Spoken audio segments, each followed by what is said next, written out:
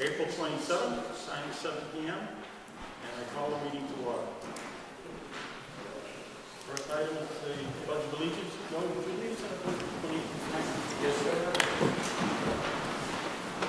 I pledge allegiance to the flag of the United States of America and to the republic for which it stands, one nation, under God, indivisible, with liberty and justice for all.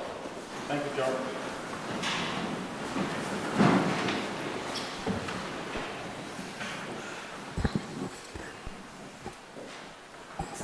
The next item agenda is appointments and hearings, and we have a 7 p.m. appointment with Police Chief Robert Barker to present Robert Adams for appointment as a full-time police officer.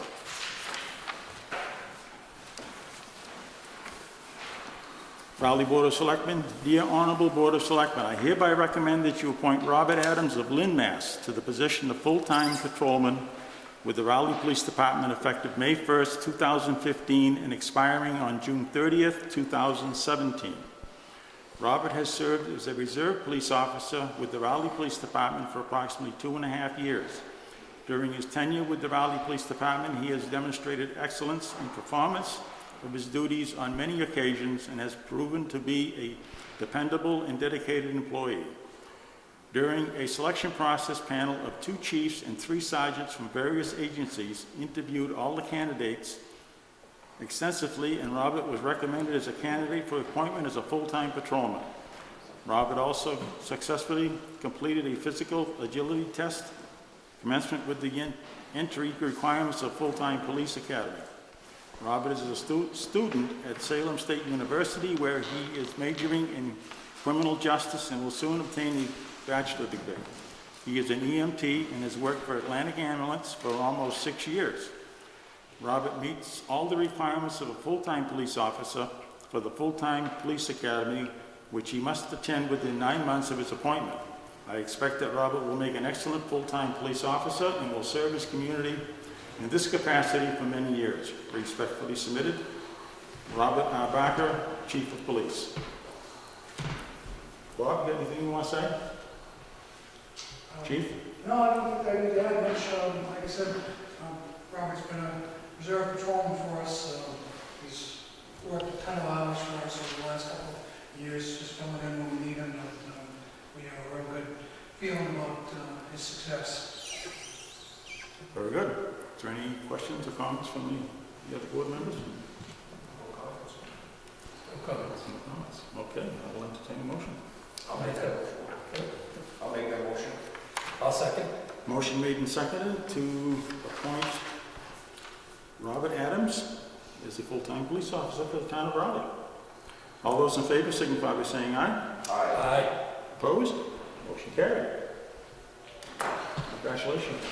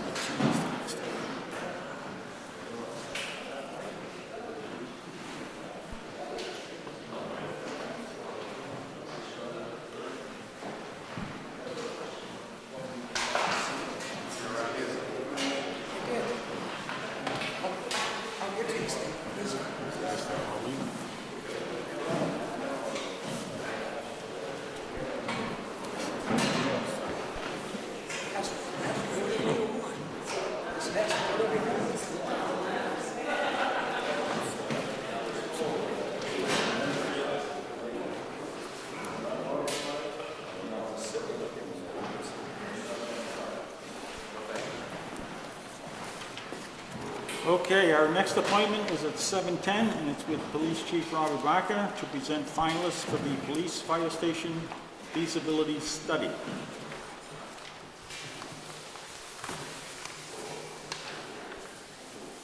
And as a reminder, we have a sign-in sheet going around. If you're here and you need to sign up, we'd appreciate it if you did that. And also, just as a reminder, this meeting is being audio and video recorded digitally.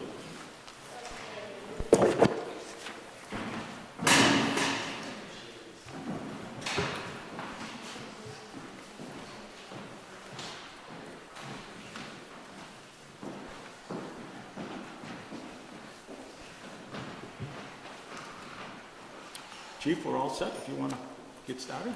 Okay, well, as you know, we had $100,000 for a feasibility study. Chief, you want to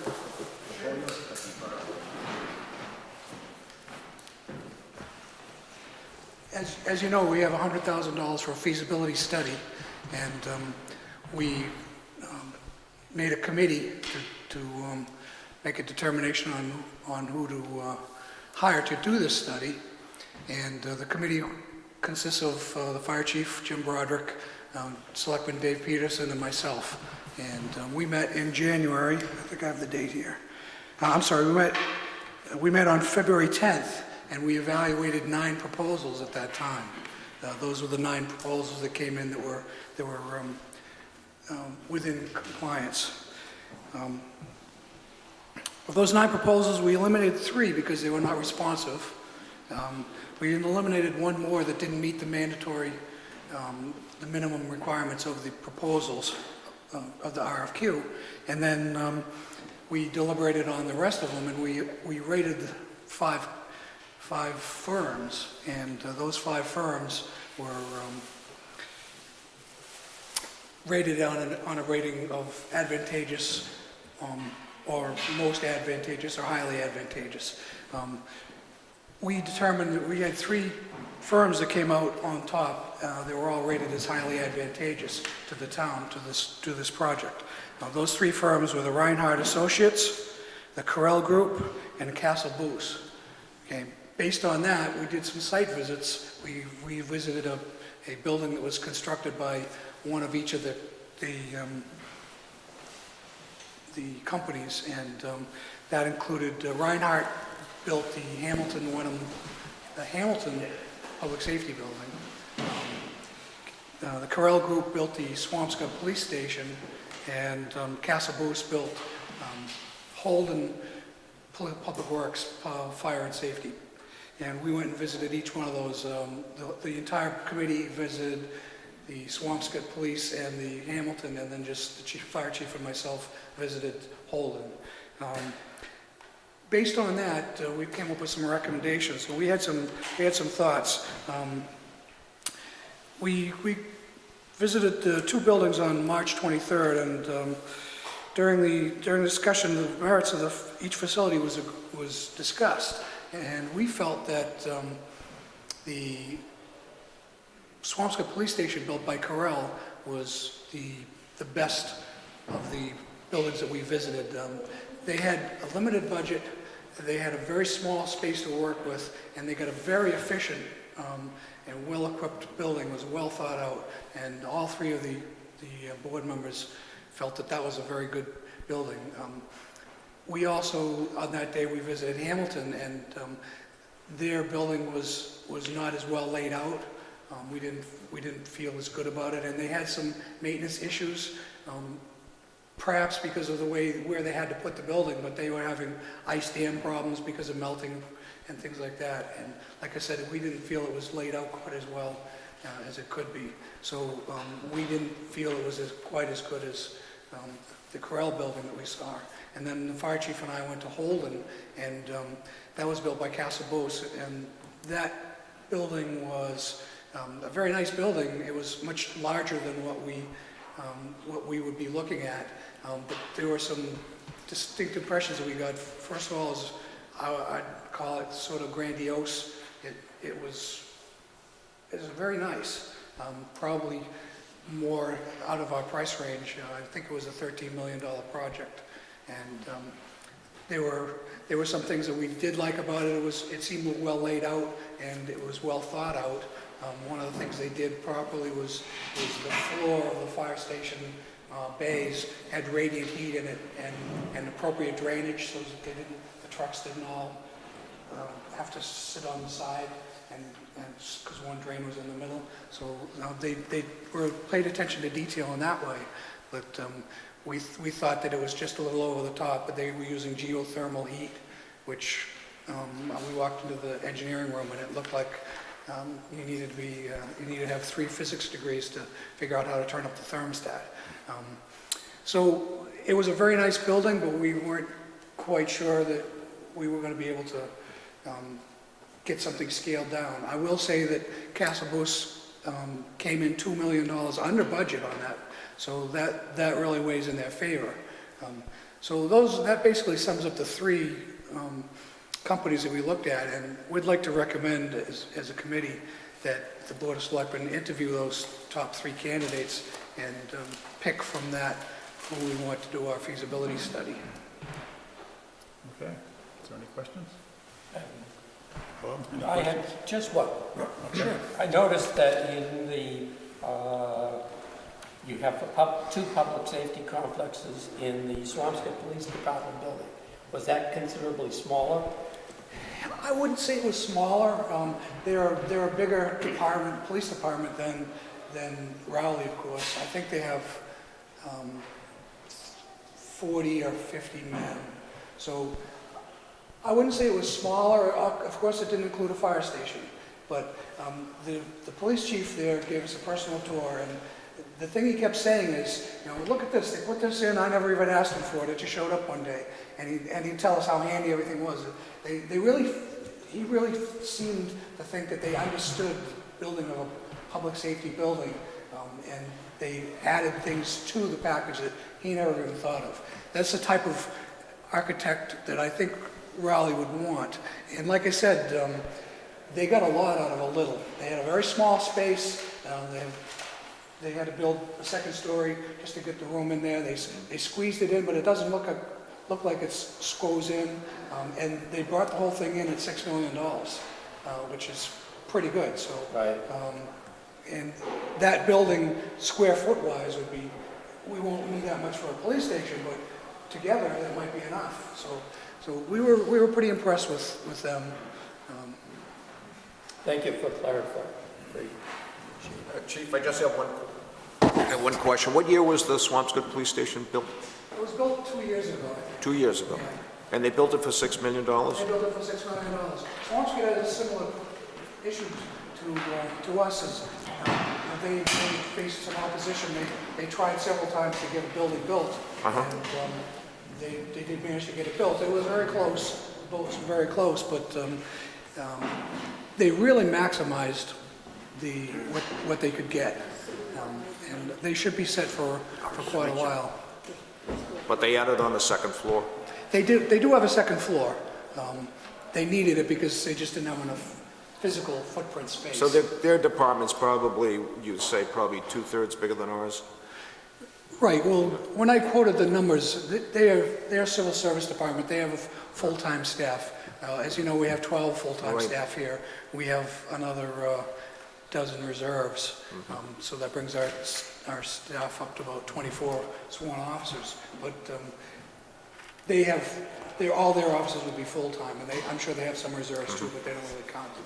So they're probably we're probably about a third of the size of what they are. Were they challenged by trying to find a piece of land also, like we have been?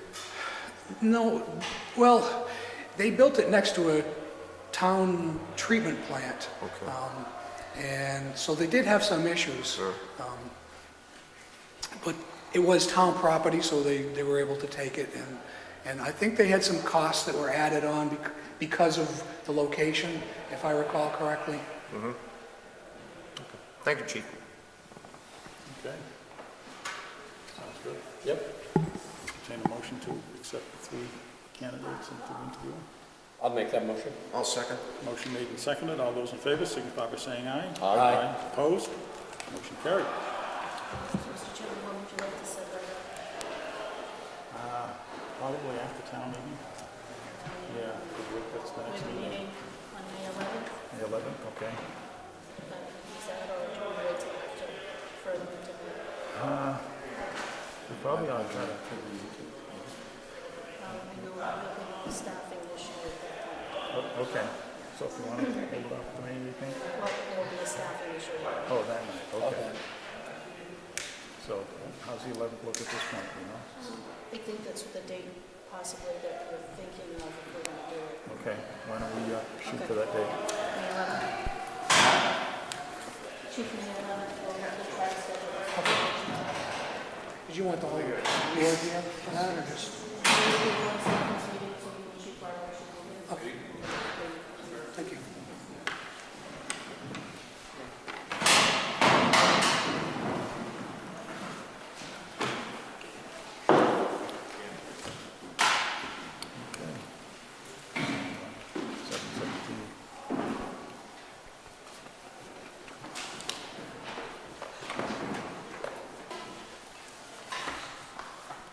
So we got about 20 minutes there before 7:30.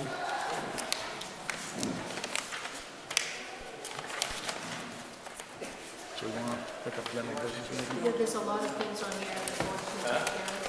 Okay. Am I on that phone, Joe? Yep. Okay, our next appointment is at 7:30 for an informational hearing on the town meeting warrants. We've got about 20 minutes to get to 7:30, so we'll go down to general business, and general business number one is a road opening permit application from National Grid to open 112 Central Street for a new gas service.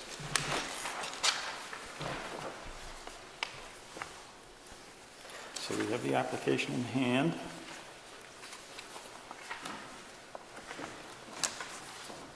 It's been approved by the Highway Department, and it's been approved by the Conservation.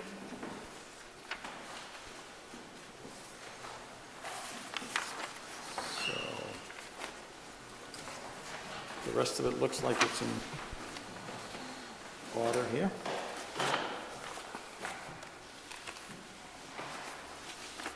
Is there any questions or comments? No, that's fine, Mr. Chairman. I'll give you that motion. Okay, motion made and seconded to I'll accept second the National Grid road opening permit for 112 Central Street. All those in favor signify by saying aye. Aye. Opposed? Motion carried.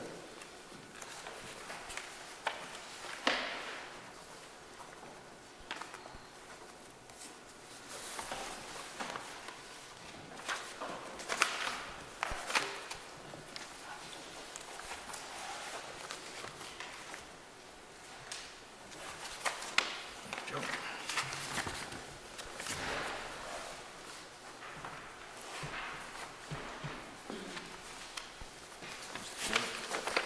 Thank you.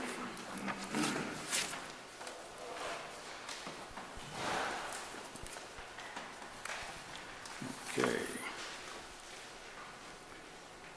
The next agenda item under general business is road opening permit application from National Grid to open 151 Hillside Street for a new gas service.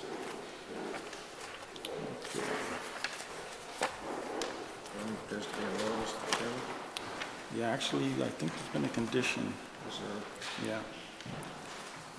Highway Department is approved, and the conservation agent has signed off, but they have a resource area, and they are requesting that they stay within the established erosion controls, on-site utilities stay within the driveway corridor. So, if we have any other questions or comments? When we make the motion, if we can include the conservation agent's request. I'll make that motion with conditions. I'll second. Motion made and seconded for the 151 Hillside Street. All those in favor signify by saying aye. Aye. Opposed? Motion carried.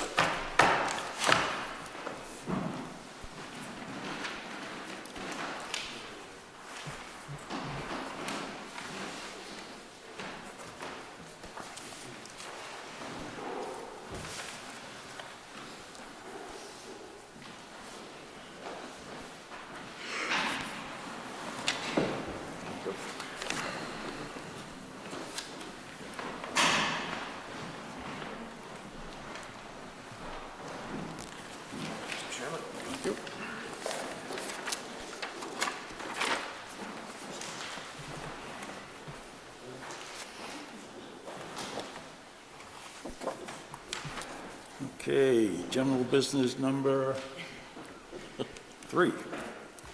Letter from Patrick Snow requesting to lift the hiring freeze for the position of highway truck driver equipment operator. This is Board of Selectmen, review request to lift hiring freeze. Dear Board of Selectmen, I am requesting the Board of Selectmen lift the hiring freeze to fill the vacated position of the heavy equipment operator, truck driver, laborer for the highway department. Give that motion, Mr. Chairman. I'll second. Motion made and seconded. All those in favor signify by saying aye. Aye. Aye. Opposed? Motion carried.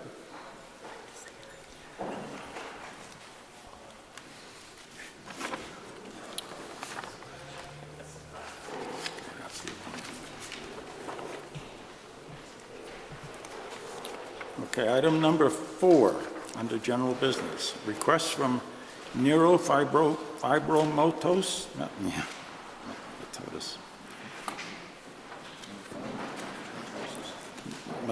yeah. Northeast for the 5th annual Coast to the Cure bike ride on Saturday, September 12th, 2015. They have requested permission to include Rowley on the route of the 5th annual Coast to the Cure bike ride to benefit neurofibromatosis, Northeast. They are not requesting a rest stop on the town common as they did in the past years. The ride will take place on Saturday, September 12th, 2015, and starts and finishes at Stage Fort Park in Gloucester. The event consists of 3 prescribed routes, 24, 66, and 100 miles, encompassing Rowley and 18 other communities. The following streets in Rowley are on the route: Cross, Central, Bennett Hill, Weathersfield, Independent, Summer, and Main Streets, medium and long routes. The director of the event has assured us that all participants will wear helmets, travel in an organized fashion on public roads, never on private property, and will obey the rules of the road. The cyclists will have Stage Fort Park in staggered, will leave Stage Fort Park in staggered starts between 7 a.m. and they anticipate approximately 50 riders in total traveling in packs of 3 to 6 over a period of 2 hours through Rowley. The police chief, fire chief, highway surveyor, and health agent do not have any comments or concerns about this request. Is there any questions or comments? You need a motion to approve? Give it a second, Mr. Chairman. Motion made and seconded. All those in favor signify by saying aye. Aye. Motion carried. Okay.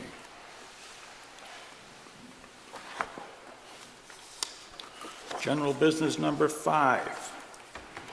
Rowley Cub Scouts Pack 15 has requested to use the town common on the evening of Tuesday, May 26, 2015, for their annual bridging ceremony. The police chief, fire chief, and health agent do not have any concerns or comments about this request. The highway surveyor requested that all trash from the event be taken away from the common. I'll give you that motion. I'll second. Motion made and seconded. All those in favor signify by saying aye. Aye. Aye. Opposed? Motion carried. How are we doing on time, Joe? Still 4 minutes. 4 minutes to go. Okay, we're getting there. Item number 6. Please see attached request from Rowley Historical Society to use the Margaret Scott Green on May 16, 2015, with a rain date of May 17, 2015, for their annual plant sale. The fire chief, highway surveyor, and health agent do not have any comments or concerns about this request. The police chief said, "My only concern is a lack of parking at that location, which could lead to traffic congestion."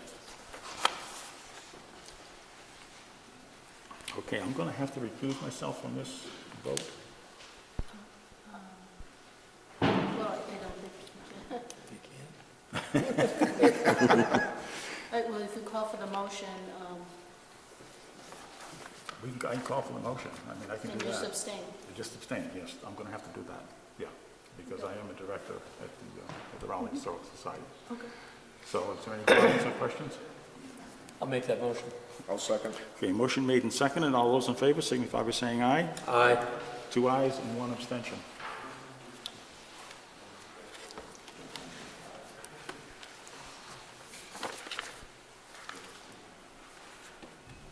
Okay, we got one more here. I think we can see it here.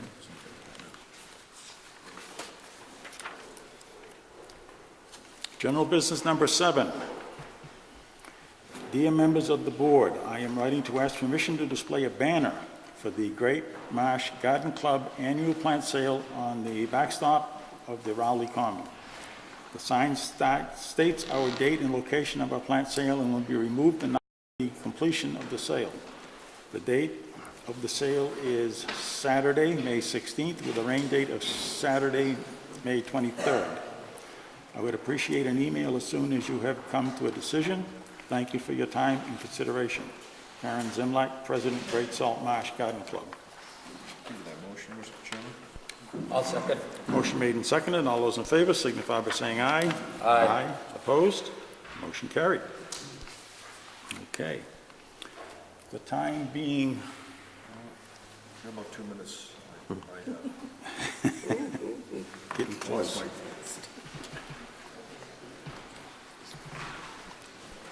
An issue of, I can read the proclamation. Okay, We still have 2 minutes. okay, we can go to general business item number 8, and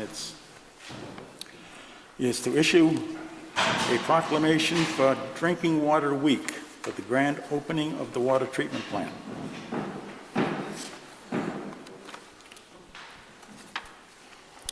And the proclamation reads as we, the Board of Selectmen of the Town of Raleigh, Massachusetts, by virtue of the authority vested in us by the people of Raleigh as elected officials, do hereby proclaim that, whereas water is our most valuable natural resource, and whereas only tap water delivers public health protection, fire protection, support for our economy, and the quality of life we enjoy, and whereas any measure of a successful society, law, morality, rates, economic growth and diversity, productivity, and public safety are in some way related to access to safe drinking water, and whereas we are all stewards of the water infrastructure upon which future generations depend, and whereas each citizen of our state is called upon to help protect our source waters from pollution, to practice water conservation, and to get involved in local water issues by getting to know their water. Now, therefore, be it resolved that by virtue of the authority vested in me as the chairman of the Board of Selectmen of Raleigh, I do hereby proclaim that May 3rd to May 9th, 2015 is Drinking Water Week. In witness whereof, I have hereby set my hand and seal of the town of Raleigh this 27th day of April, 2015. So we can entertain a motion.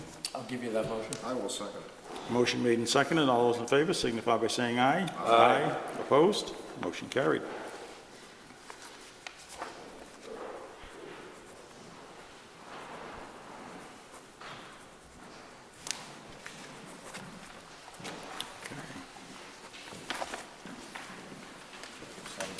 The time being 7:30, we have an appointment, actually an informational hearing on the town meeting warrants.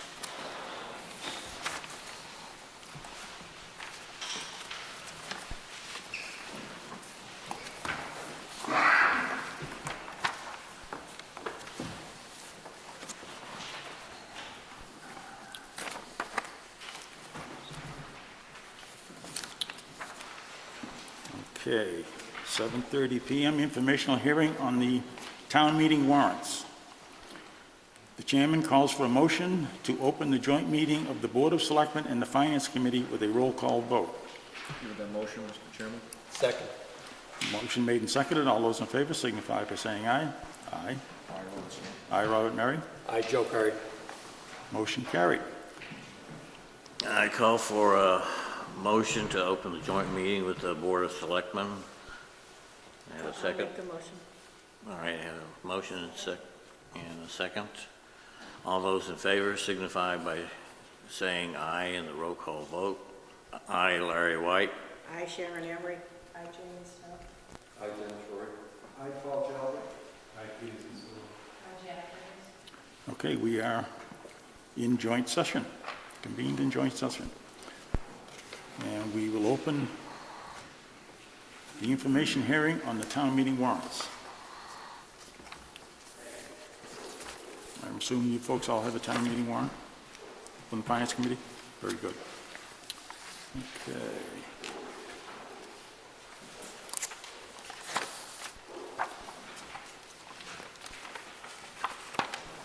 And we're here to discuss with the public that's present the warrants, and if anybody has any questions or comments they want to make about each item, we can discuss that with you. Okay, the first article is a standard article to act on reports of committees. The second article is to see what instructions the town will give town officers. And the third article is a standard article that allows us to make changes at the end of the meeting to balance the budget per Proposition 2.5, so-called, which is Chapter 59, Section 21C of the General Laws of Massachusetts. Sign up sheet. Okay, yeah, just as a reminder, I noticed we've got some more people coming in. We do have a sign-up sheet, if you could please sign up when you get here, so that we can have a count as to how many people are at the meeting.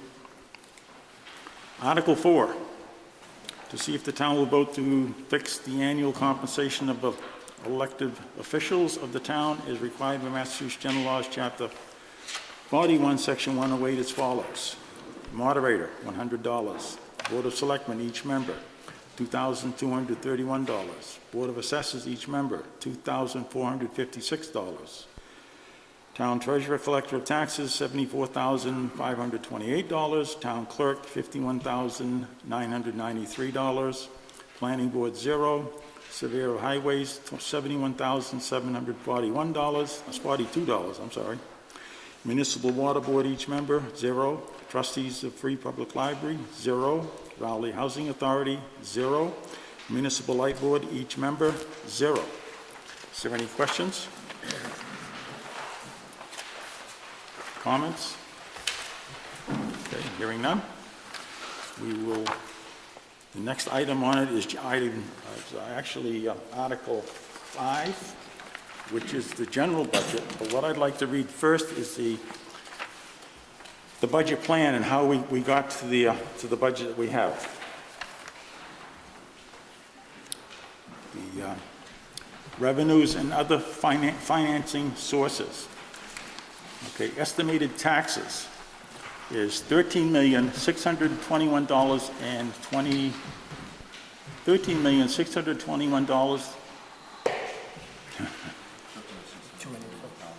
Yeah, I know. $13,621,243. Estimated state aid, $673,121. Estimated local receipts is $1,400,000, and that would include motor vehicle, excise, licensings and permits, etc. Free cash, $650,000.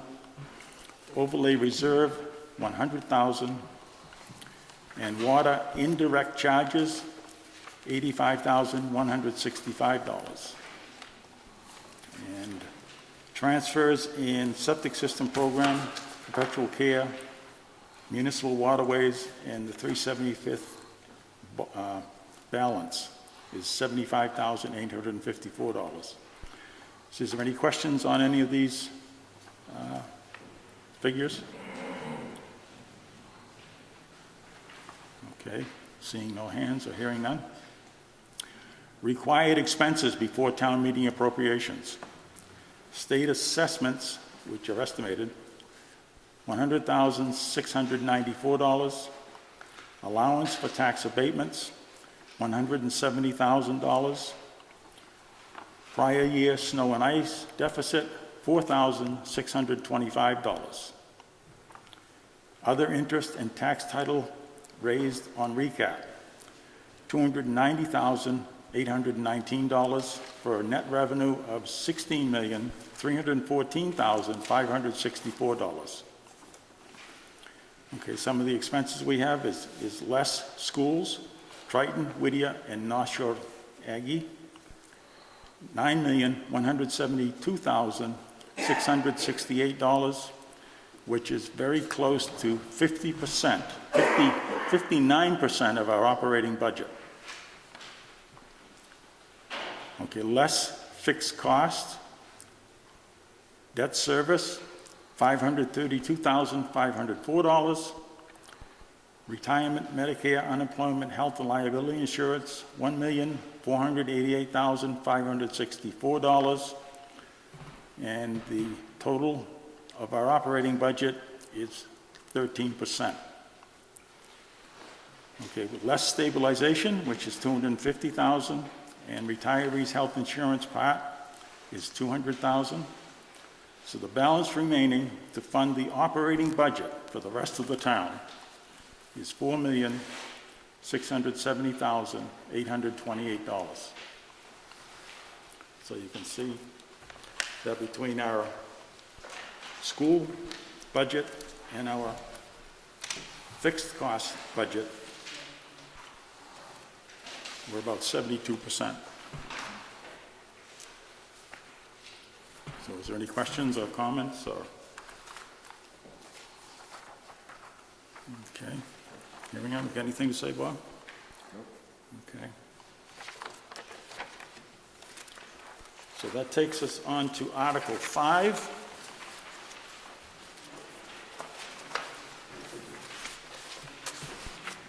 Which is the general budget.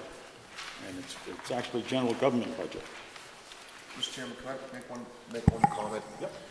And talking about the stabilization, we're putting in $250,000 and ask the, what is the total stabilization in reserve now? I believe it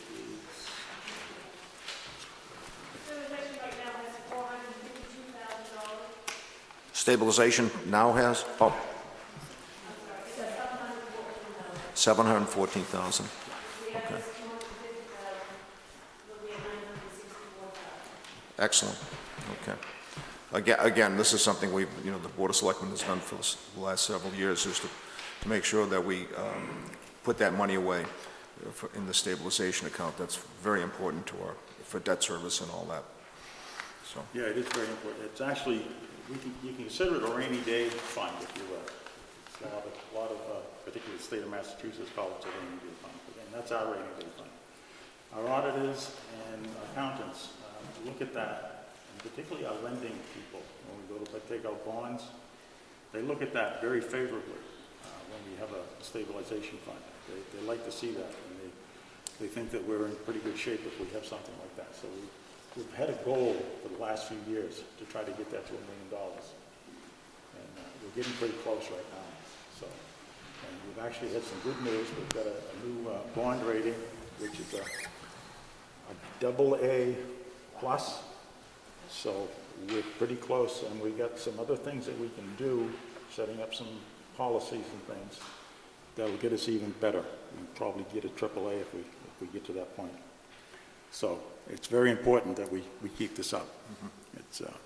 It's very helpful to us. It's a sign of a healthy town. Exactly. We're moving that direction. Okay, so I'm assuming that most people have the copy of the budget.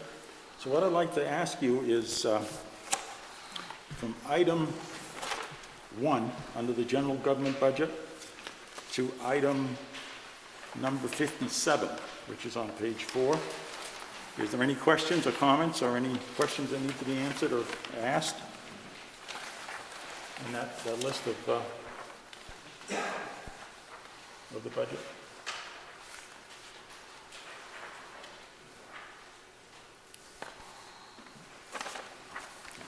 I guess nobody's got any questions? I guess not. The next items would come under public safety, line items 58 through 91. The police department, fire department, other emergency areas? Does anybody have any questions?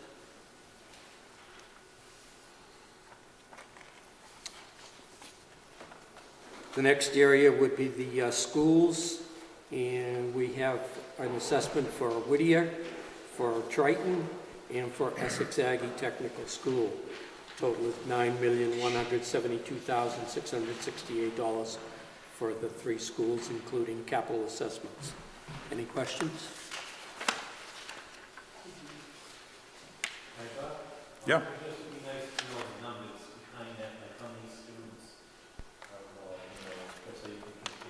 Well, I think, Peter, when we do the budget, we look at those figures, of course, we have those, but this is the warrant itself, and we really don't publish it in the warrant per se.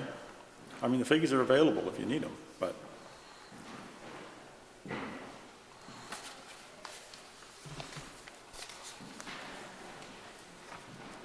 You all set? Okay. After schools comes Public Works, Highway Department. Line item number 97 to 107. And it lists the snow removal, recycling, fire hydrant, street lighting, town land maintenance, cemetery commission. So, is there any questions or comments about any of those? Okay, hearing none? Could I just make one comment Sure. about the snow and ice in case Yep. anybody has already forgotten? I'm sure Patrick hasn't forgotten. That we had a little overrun. We put in $100,000, and over the $100,000, we spent $333,000. And so we have to find that in our budget somewhere. So it was a very costly winter. We're intending that the budget for next year be increased just slightly from $100,000 to $125,000.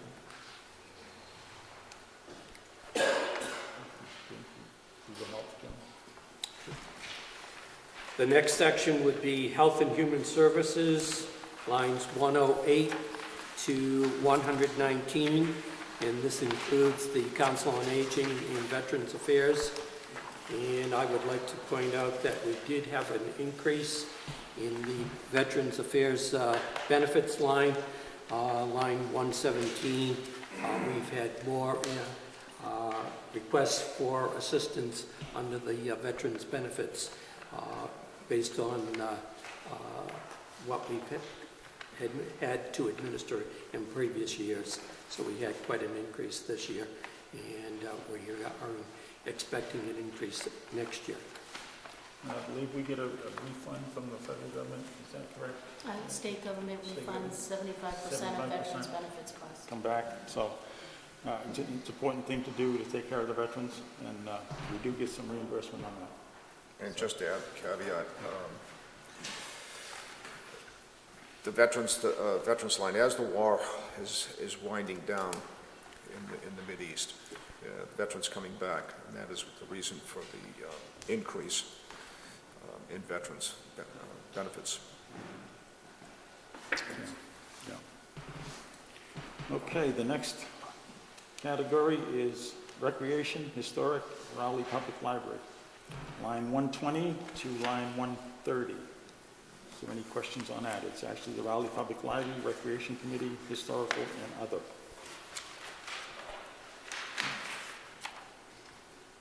Don't see any hands, don't hear anybody, okay?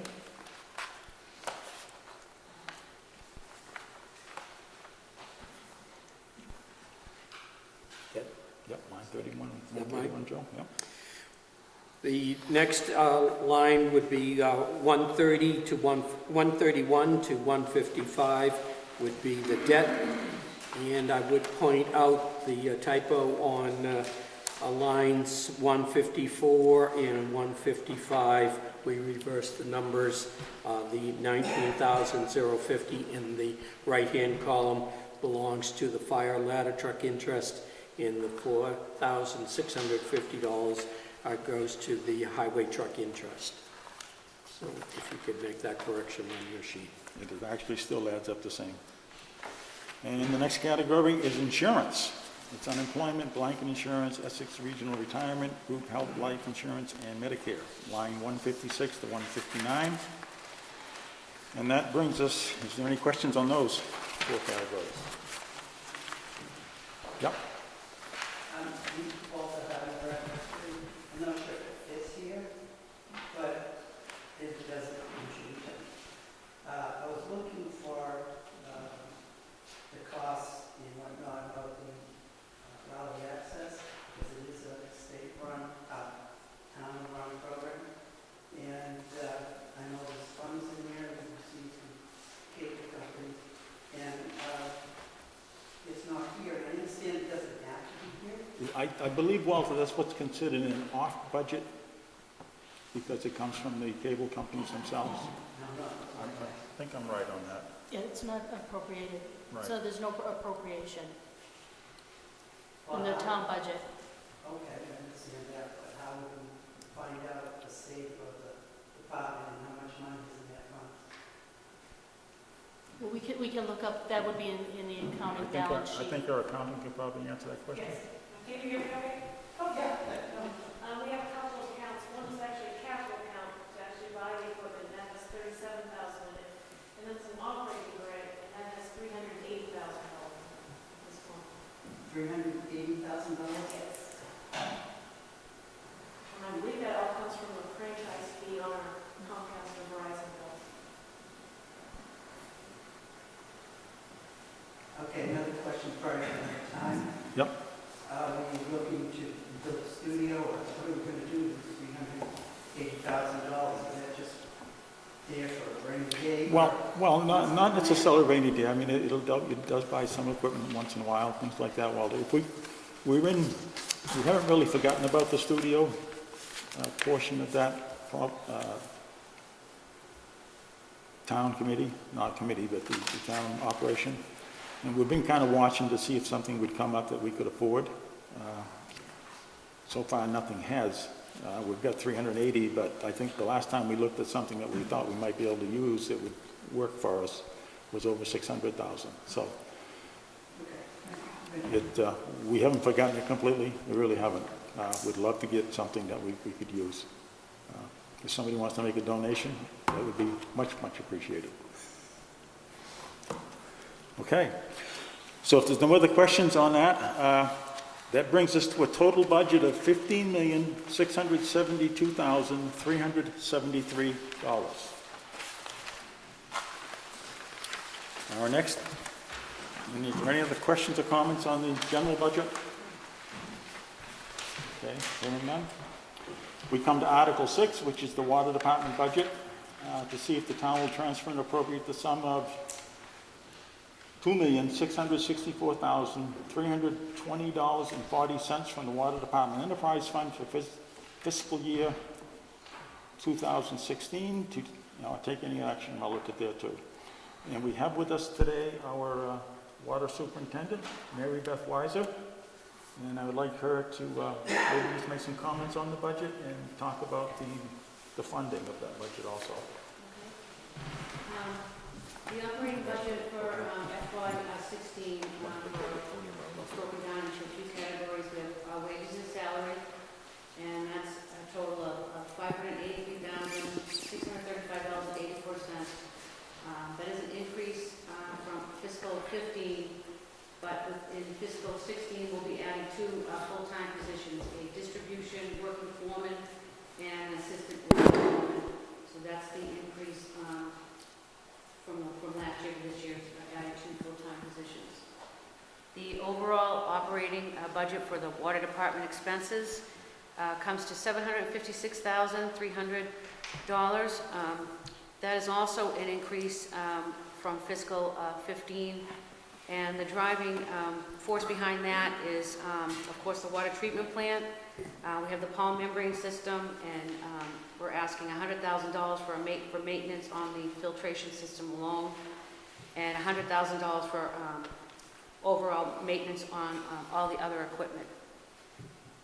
Overall, the budget has increased $342,009.47, and it's about 14.2% increase from last year.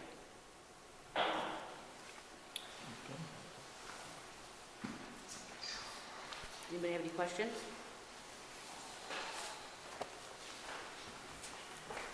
It's not. Excuse me, Chairman Murray, did you want to talk about anything else regarding the water budget at this time? Basically, we have the enterprise fund, but that's the 85,000 that you reimburse the town for your services. I mean, Article number 7. Article number 7, Okay. which is basically overhead for you. So, I mean, that's a standard article that we have on the town meeting warrant each year. I was referring to the water rates. Water rates. That's the next page. That's the next one?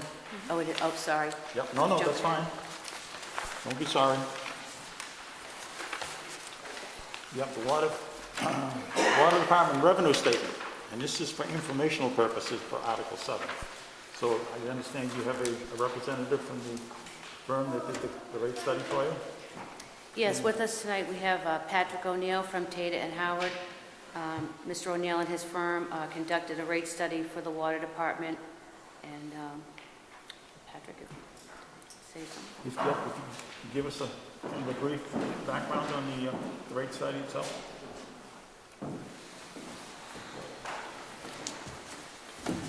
Good evening. Thanks for having me here tonight. Again, my name is Patrick O'Neill. I'm Vice President with Tata and Howard, and we've been working with the Water Department on the water rate study in support of the budget for FY16 and beyond. Through this study, with the assistance of Superintendent Weiser, we have developed a comprehensive list of the Water Department expenses and forecasted those over the next 3 years in order to provide a planning tool for the Water Department.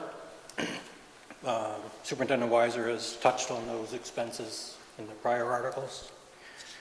So in that forecast, we looked at all the expenses, operating expenses, engineering, treatment plant expenses, the capital plan, debt service, and then the aforementioned overhead for shared services with the town. That analysis indicated the deficit in FY16 and beyond. In order to address that deficit, we looked at all the revenue sources within the department. A piece of that is non-rate revenue, meaning the fees of the department, and we recommended several increases in those fees in support of the department's budget. Those fees were increased to be more in line with the actual cost of the department to provide a particular service, whether it's a service connection or other improvements. Part of that fee schedule is the hydrant rentals charged to the town, and that fee has remained constant in the future budgets. Even with the modest increase in those fees, there is still a deficit in the budget. So we look towards the rate structure and the rates in order to balance the budget in FY16 and beyond. In order to balance the budget and the rate structure that was voted by the Board of Water Commissioners at a prior meeting, we're looking at a 12% increase in the rates to balance the budget, a slight restructuring in the tiered rate structure that was previously adopted by the board. In addition to that, a $20 base fee per bill per service account. And with that structure going forward, the budget is balanced and the revenues in FY16.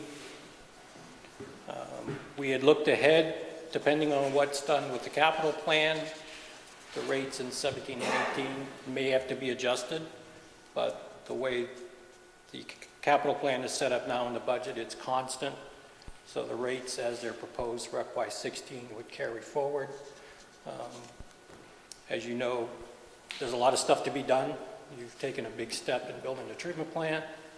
We have miles and miles of old water pipe to be addressed, other activities. So Superintendent Weiser has got a capital plan in place. It all takes money, and The department plans on looking at that year to year, see what they can afford within a reasonable rate in order to keep moving the department forward and provide better, more reliable service to the customers. Thank you very much. Is there any questions or? Yes, Yep. Bob, I just have a question on the $20 assessment per water entrance, or I don't know, water meter. And I know that the light department does the $4. I think it's a customer fee or something. But I think the $20 is extreme, especially for people who have a water bill of, say, $50. And then 20 more, I'm thinking of, retired people who it would be $240 a year more on their water bill. And I just have a concern. I know we missed the meeting of the water board for that, but I just really think it's quite high for people to pay. Okay. Is there any other comment? Bob? Yep. I have a comment too on the Okay. $20 fee. I have a $17 water bill right now, okay? You put $20 on top of that, plus the increase, and they're talking about a 12% increase. That's not a 12% increase. People need to know how much their water is going to increase. It's not 12%, it's a good 50% for me. Okay. Yep. This information came out after all the other departments had turned in their budgets already. Is there any adjustment there? For the, I In understand what you're saying. the library budget, that line is now completely incorrect and underfunded. Right.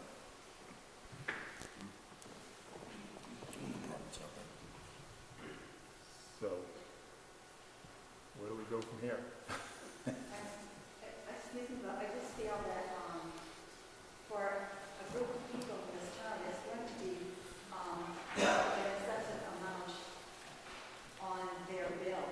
It'll be almost the same as their bill or a little less. And if you're budgeting, it's really difficult to have that extra $20 a month.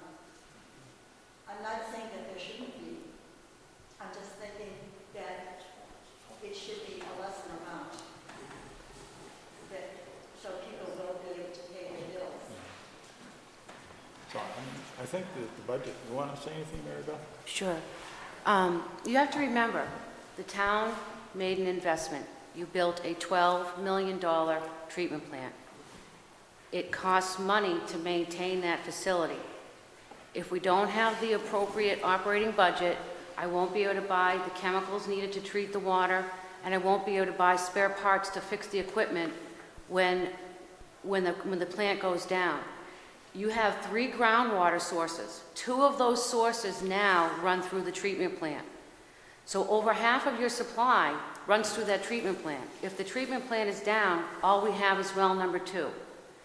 We start to have problem with pressures in the system, inadequate fire protection, and it keeps on trickling down. And then eventually the DEP might have something to say about that. So the reason for the increase is it's an investment. You're investing in Raleigh today, in Raleigh tomorrow. And it's very important that we have this operating budget so that we can cover those costs. Should it have been done, maybe it should have been looked at differently, and then to gradually bring on a rate increase over several years until the grand opening of the treatment plant. But that wasn't what was done. Should there have been a rate study done last year and the rates increased last year? Sure. Because this year, I don't have enough money in the budget, even though on paper it says I do. I didn't generate enough revenue to cover my expenses for this year, and we've only been operating the facility since August 27th. And I call it part-time because we're still running the plant manually. We haven't gone to automation, which will be 24 hours a day. So there's not enough money right now for me to make it to the end of the year. We're on a spending freeze right now. So this rate study was done, I think it was done pretty fairly. I mean, nobody wants to see their rates go up on anything, but it's inevitable. The cost to operate, no matter what it is continuing to go up, and we're at the mercy of the chemical vendors when the prices go up, and spare parts. There's a lot of things that come into play with driving up the operating budget. The EPA passed a regulation that said no lead in brass.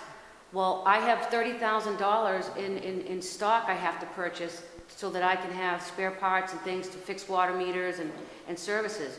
We basically have nothing right now because we had to dispose of all of that because of the new law. So laws are changing and things are becoming more strict. Those are other things that would drive a water budget up. I mean, I'm not happy about having to do that. It's not exactly what I thought I would be doing my first year here as superintendent for the town, but it's necessary. It could have been done different ways. We could have not added an admin fee, and then the tiered rates would have been more. So rather than the $16.70 for tier 1, maybe it might have come out to be $19 and change for or $25 for the first tier. But you're right, it is going to increase more than 12%. When you just look at the rate structure itself, it's the $20 that brings it up closer to almost 50%. When you look at the total water bill, it's about almost 50%. I think it was like around 42 or 47% increase. Mr. Chairman? Yep. I just want a further comment on that. Tata and Howard did submit to the water commissioners 3 rate proposals that they came up with for the water commissioners to evaluate. And it was, I was there at the meetings, and it was a very hard decision to make. And basically, it was which is the rate schedule that would be the least hurtful to everybody. Yeah. The rates had to go up, and it was a question of what mix do you provide to become solvent, so to speak. And the rate schedule that they picked was the least worst scenario. It's difficult though, because those of us who are included in our water usage are going to be socked really hard. We're going to have to decide whether to buy a lot of extra clothes and make one big laundry, or, I mean, really, when you're trying to keep your water bill low, it's very difficult. I mean, when a lot of us are already at the base of using water, and then we're being penalized for being efficient. I mean, I can see if people, they have all these other uses and they have $150 water bill, well, but for those of us who are in the lower edge, we're trying to keep things down. It's just a hardship. I think the bottom line is if you do the math and look at the total expenses and divide by the total number of households, about 1,851, it comes out to about $120 a person just to break even with this water treatment plant. So, I mean, you're talking about your expenses, being way down, but some people probably can pay over $150 a month or $200 per month too. So, I mean, it's the capital that's taking up a good chunk of the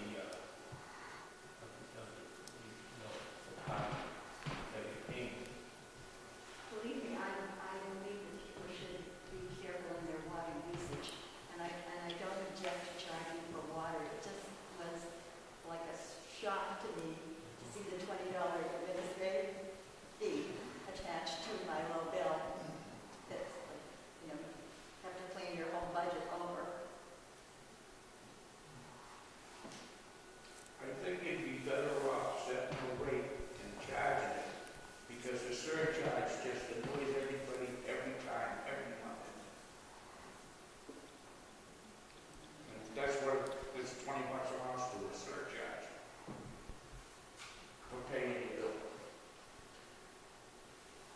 getting back to all the different departments submitting their budgets already.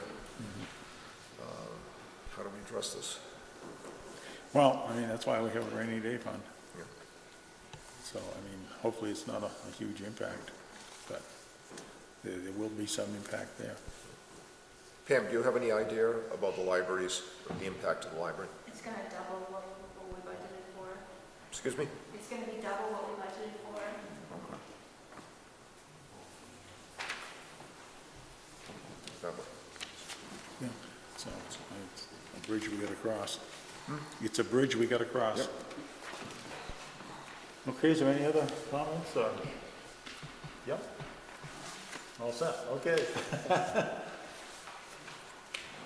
Nobody else has any more comments? We can move on to the next article.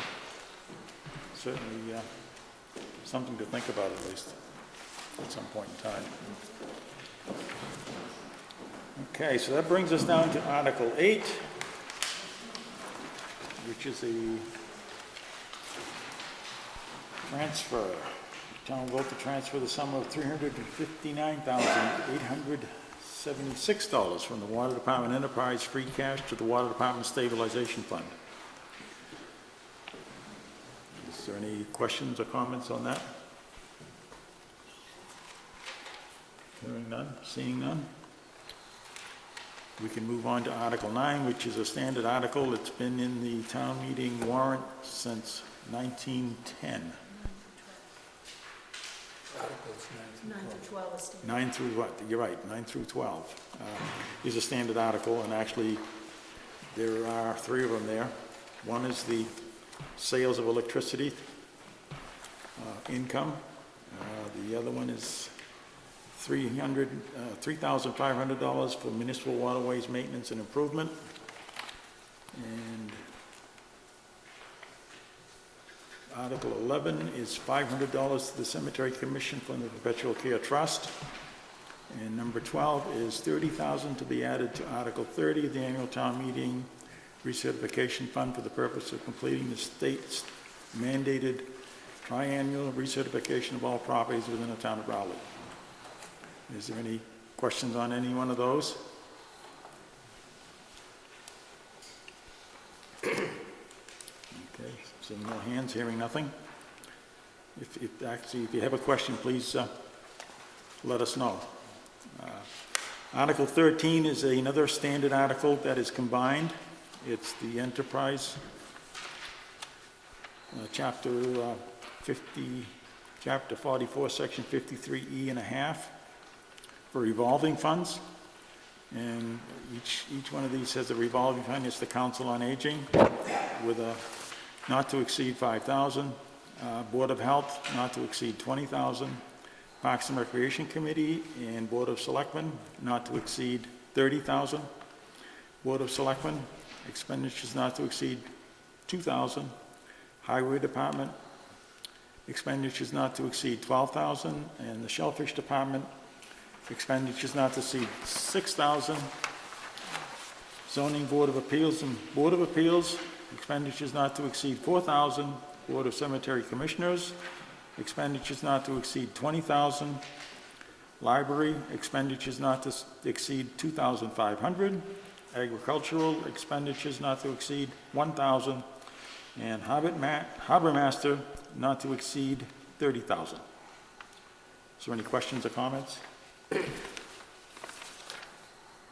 It's basically money that they bring in from permits and things like that, and it gets set aside in the fund, and they can use it not to exceed the amounts read. Okay, Joe, you want to do Article 14? Article 14 is to set up a new revolving fund.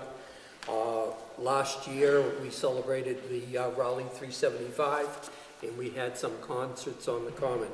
And we would like to continue that and establish a revolving fund not to exceed $20,000 to provide activities on the Common again. Article 15 would be to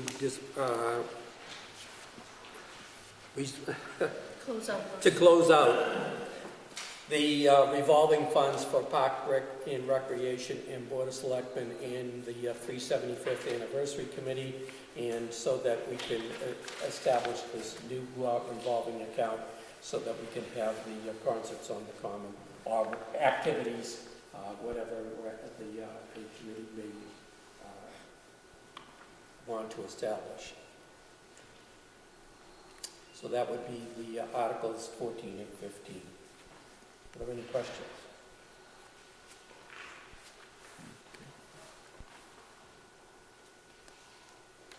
Hearing none.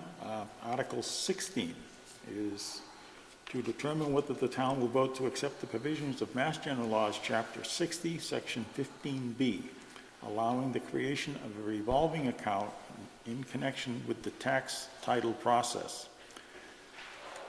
And that is not actually the same type of revolving account as we just discussed. This is a completely new type of revolving account, and I believe, Karen, you can give us a little bit of background on that? Tax title is the process by which we put tax liens on properties, and basically we have to follow steps that include advertising in papers. There are legal fees involved, and what this would allow us to do is basically when we expend those monies and then someone pays off their tax lien and we collect newspaper ad fees, legal fees, it allows us to basically recycle those within the tax taking process, so we don't have to ask the town to give us more money as we move through that process. Any questions? No? Thank you, Karen. Article 17 is to see if the town will vote to transfer and appropriate the sum of $63,439 from the Massachusetts Water Pollution Abatement Trust Septic Betterment Loan Program to pay the debt service on the town's loan from the Massachusetts Water Pollution Abatement Trust, or take any other action. This is basically, we've had this on the books for a while, and it's the payment for the loan program, and it helps people with their septic systems that have failed, and they get a very decent interest rate on that and can pay it back. It's kind of like a borrowing to fix your septic system. Is there any questions? Okay.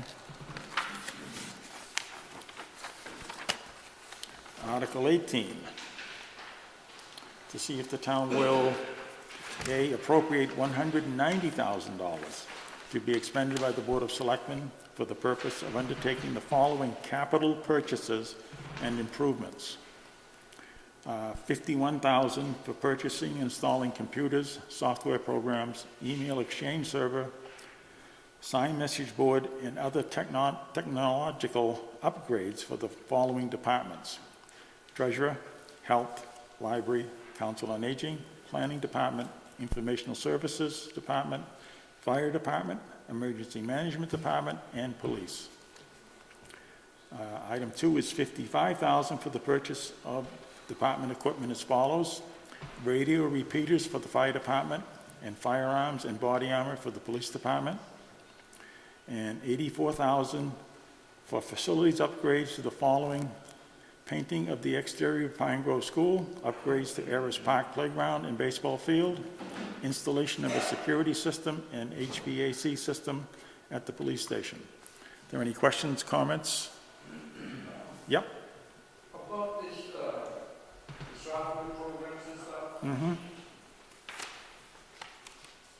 is it somehow covered that there's anti-hacking on this to prevent it, or at least track where it's coming from? I'm not so sure about the tracking, Bob, but I think we do our best that we can is to try to keep it out of our systems. And I think Karen again can answer that. She's on the IT committee. As part of our regular IS information systems budget, we do have an antivirus, I'm not sure if anyone's safe from hacking, but we have firewalls and protections in place, and that's part of our general IS budget, because that's something that we have to do each and every year. Most of the things that are on this list are replacement of computers and printers. We have to upgrade our email server. We have some mobile computers for the police department. We have a laptop for the fire chief. So this is mostly replacing hard items. The only reason I asked has been in the news for a while. Yeah, no, that's something that we do all the time as part of our regular IS budget. Thank you. You're welcome. Any other comments? Article number 19, to see if the town will vote to appropriate or reserve for the Community Preservation Fund. Joe, is this yours? Yes. Okay, why don't you try that one? Okay. To appropriate or reserve from the Community Preservation Fund fiscal year 2016 annual revenues the amounts recommended by the Community Preservation Committee for committee administrative expenses, for debt service, and for community preservation projects. In other words, this sets up the community preservation budget for the fiscal year 2016. In reserve, we're setting up a creation in support of affordable housing of $15,258. For appropriations, debt service for Bradstreet Farm land acquisition, we're still paying that off at $200,806.26. In the debt service for the Girl Scout property at $131,000. This year, we're increasing the administration fee to the full 5% allowed of $22,689.75 to cover expenses that do come up occasionally when people come to the Community Preservation Committee seeking some funds. Are there any questions? Yes. Not a question, just one thing. I think those two, the Bradstreet and Girl Scout property, two of the smartest things in town in 10 years. I agree. Okay, any question on that? All right, Article 20, to see if the town will vote to authorize the Board of Selectmen to transfer tax title land consisting of 2.01 acre parcel of land known as shown on Assessor's Map 17, Block 20, Lot 41 at 9 Turcotte Memorial Drive to the Raleigh Conservation Commission for conservation purposes under the provisions of Mass General Laws, Chapter 90, Section 8C, as it may from time to time be amended and subject to purpose for protections in Article 97 of the amendments to the Constitution of the Commonwealth of Massachusetts. Wow, that's a mouthful. So that's basically a piece of tax land that we have taken, the tax title land that we're turning over because it is wetland. We're turning it over to the Conservation Commission. So any questions or comments on that one? Okay, Article 21, to see if the town will vote to amend Section 10 of the town meeting bylaw of the town of Raleigh general bylaws by deleting the words in strike-through and inserting the words in bold italics. And basically what it's doing is changing the town meeting bylaw under Section 10 to reduce the quorum from 100 to 80 registered voters. And for most of you folks that show up on time for town meeting, you know we always kind of sit there and wait a little bit to try to get those last 10 or 15 people to come in. And sometimes they don't come in and we send people out to make phone calls. On one or two occasions, we've sent people down to Route 1A and stop cars and send them up the driveway. So sometimes it gets tough to make a quorum. So the moderator has asked that we make this change to the bylaw to try to make things a little bit easier to work and maybe get our meetings done in a little bit more timely fashion. Is there any comments or questions?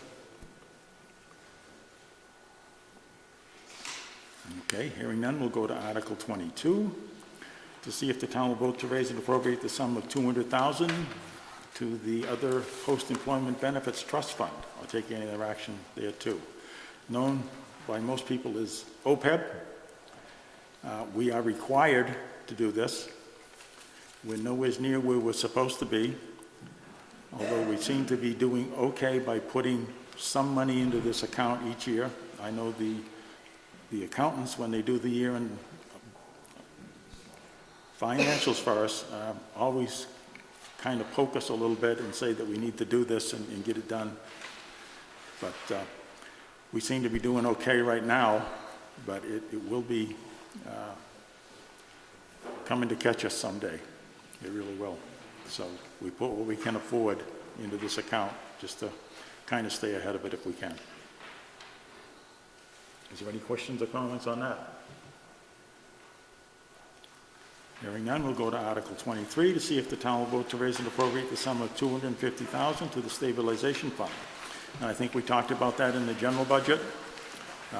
We'd like to get that up to the $1 million, and by doing this, we're getting pretty close to that. And it also helps our ratings with the bonding people. And last but not least, or almost not least, is Article 24, and it's to meet at St. Mary's Church, rear Route 1A in said Rowley on Tuesday, May 12th, 2015 at noon, to act on the following. 1 selectman, 3 years. 1 moderator, 3 years. Town clerk, 3 years. Town collector, 3 years. 1 highway surveyor, 3 years. 1 board of assessors member, 3 years. 1 planning board member, 5 years. 1 housing authority member, 5 years. 1 municipal light board member, 3 years. 1 municipal water board member, 3 years. 1 cemetery commissioner, 3 years. 1 cemetery commissioner, 2 years. 1 shellfish commissioner, 3 years. 1 constable, 3 years. 3 trustees of the public library, 3 years.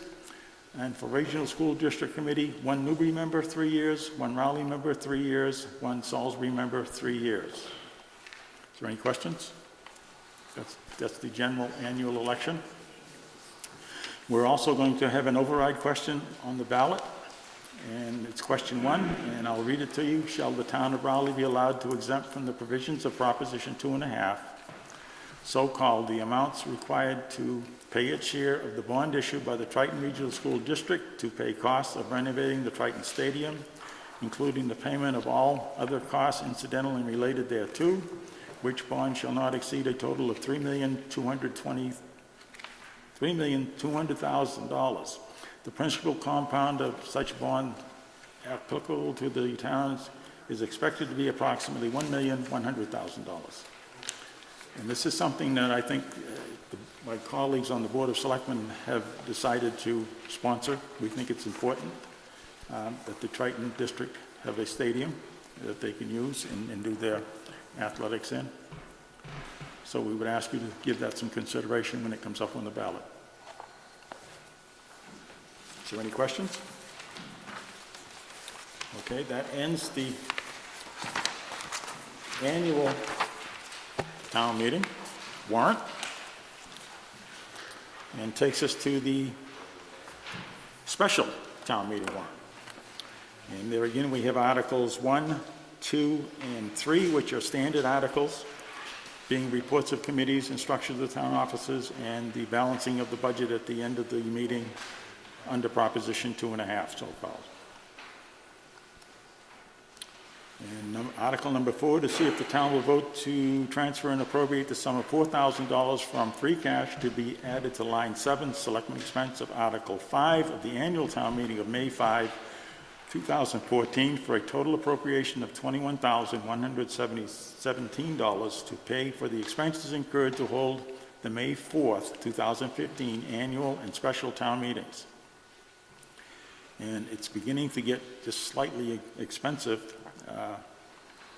And we're taking this particular appropriation out of free cash, and printing particularly and mailing are beginning to get expensive to do these warrants.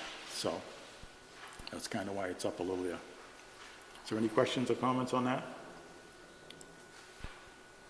Okay, Article 5, to see if the town will vote to transfer and appropriate from the MEMA Bridge Repair Grant account the sum of $25,000 to be used by the Board of Selectmen to exempt and pave the Town Hall Annex parking lot.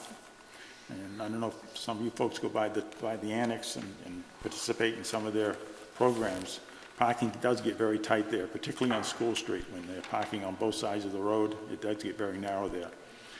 And this money was actually given to us is kind of a refund from the bridge repair after the May Day storm, where we lost the Dodge Road and 2 Withersfield Street bridges.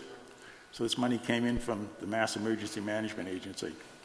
And the account at this point in time has $59,000 in it. So we were going to try to take the $25,000 out of that account and get that parking lot built for the Town Hall Annex. Is there any comments or questions? Okay. Article 6, to see if the town will appropriate the following unexpended amounts of money that were initially borrowed to finance capital projects and are now complete, and for which no further liability remains, to defray the cost of purchasing an in-wall air conditioner for the Treasurer's Office, including the payment of all costs incidental and related thereto, as permitted by Chapter 44, Section 20 of the General Laws. And this is money that's kind of left over when you borrow the money, you have to spend it. The borrowing people get very nervous if you don't spend the money. So, Karen, can you add anything to that? Yeah, basically Article 6 and Article 7 are projects that we had borrowed money for. We finished the projects, we had money left over, and like Bob said, basically we borrowed the money, we have to spend the money. So according to state law, we can repurpose the money. So what we do is when we come up with our list of capital items that need to be purchased, we take a look and say, okay, we have some money left over from a previous borrowing. Which of these projects is kind of similar in the useful life and purpose? And the first one is an air conditioner for my office, because the one I have there is about 40 years old, and it probably costs us at least this much in electricity to run it every year. And then the other one is we had money left over. We had purchased a vehicle for the COA in a borrowing last year, and we had some money that was unexpended, and the library killed their snow blower this winter, so they are in need of a new one. So basically, we're just repurposing funds. Any questions?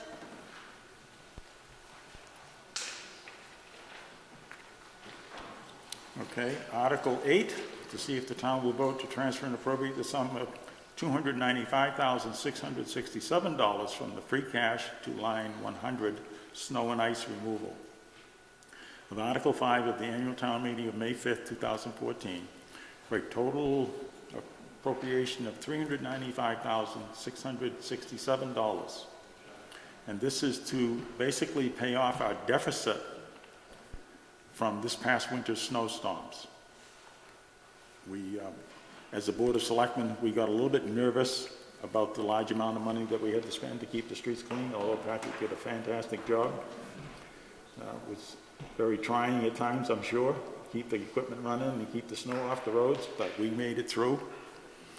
And by paying it off this year, we won't have to worry about it next year, because it'll come out. We can deficit spend on the snow removal, but if we carry it over for another year and we don't have the funds at that time, then we'll be in trouble.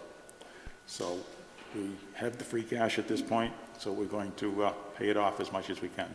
I think there's about $4,000 that we'll need to pick up next year at the end of some late bills that came in after the warrant was printed. So, is there any comment or discussion on that?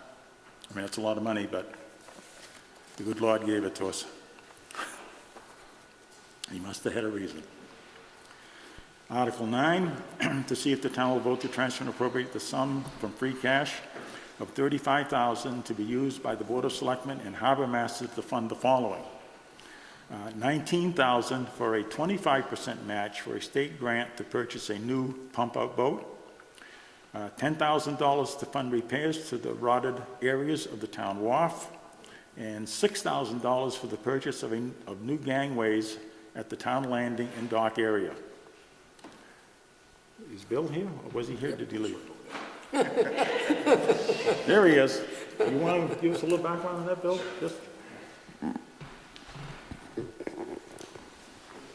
Hi, Bill Demento, Raleigh Harbor Master. I will start off by saying last fall the town voted in $25,000 to replace docks that were in very, very poor shape and were a big safety concern. Originally came to the Board of Selectmen looking for 35 to replace all of it, and we decided to be aggressive and see if we could get quotes lower, and at my recommendation dropped it to 25,000. Unfortunately, we achieved our initial goal of replacing the launch ramp docks and a portion of the Harbor Patrol shellfish docks, but we didn't quite make it for the aluminum gangway to replace the wooden gangway that's also in very bad shape. So jumping ahead, the $6,000 for the purchase of the new gangway is simply to finish that job and purchase an aluminum gangway that would be custom fabricated to replace the wooden gangway. The $19,000 25% match for against the state grant. State grant was very coincidental that the state had offered money this year. I need to decommission a 1997 21-foot pump-out boat that we've been running since we were awarded the grant in 1997. The boat has serious transom issues and needs to be decommissioned. Fortunately, the state is coming up with more money. So for a $75,000 purchase, our commitment would be $19,000, and the town would have a very good investment at $19,000. Then finally, the $10,000 to fund repairs to the rotted areas of the town wharf. The whaler portion of the town wharf is in very bad shape, rotted quite badly. And this is where the Harbor Patrol shellfish dock is attached. This was built close to 30 years ago, actually rebuilt 30 years ago. Initially, the original one was built in 1950. We sought at annual town meeting, May 2014, what we thought would be enough to do the job at $15,000. The town graciously approved that.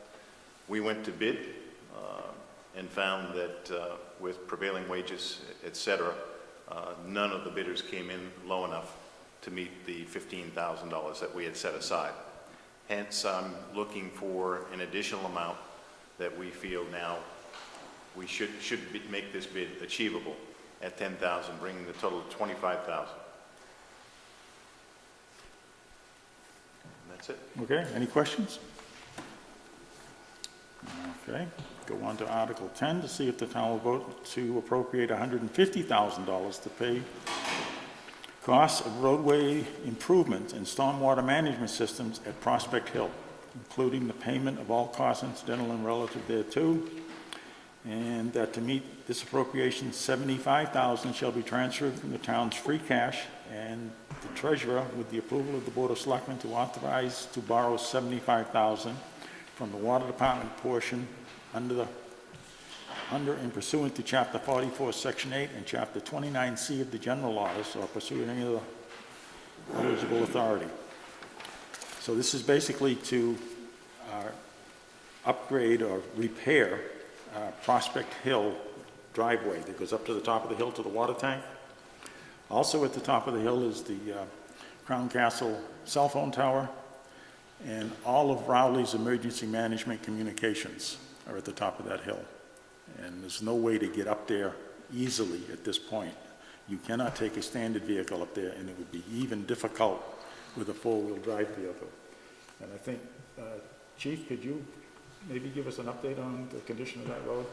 I haven't been up there since the snow left. Okay. The base was bad, but the last time we went up, Mark Everett and Bob Snow went up, and it was serious ruts that made it very, they avoided a big trip up the hill because it was that bad. Okay. Bob, you got any comment? The road is in deplorable condition. That day that Captain Emery and myself went up there, the ruts in the road were about, I would say, almost a foot deep in some places, and the water had come down and frozen in the ruts, so the ruts were only about 2 or 3 inches, but to try to go up to up there would have been very dangerous. So I would have only gone up there in case of an emergency to work on the repeaters in that situation. But the road is deplorable condition.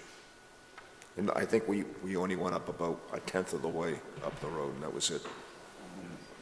Okay. I think we had that rainstorm in December that we had, the heavy. Yeah, we lost, rainstorm, that's when it really started to washed go. out. Yeah. That's when we ran into trouble. It's been degrading for a while, but that really did it. Yeah, so. And we actually had some comments from the Conservation Commission who told us a good way to make sure that it doesn't happen again. We're going to put some waterways and direct the water where it's supposed to go instead of where it's not supposed to go. So, any comments or questions on it? Yes?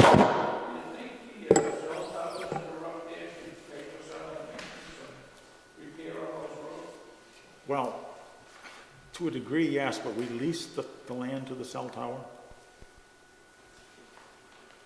How about the road? They have to have access to, don't they? Oh, yes, yeah, but it's part of the lease.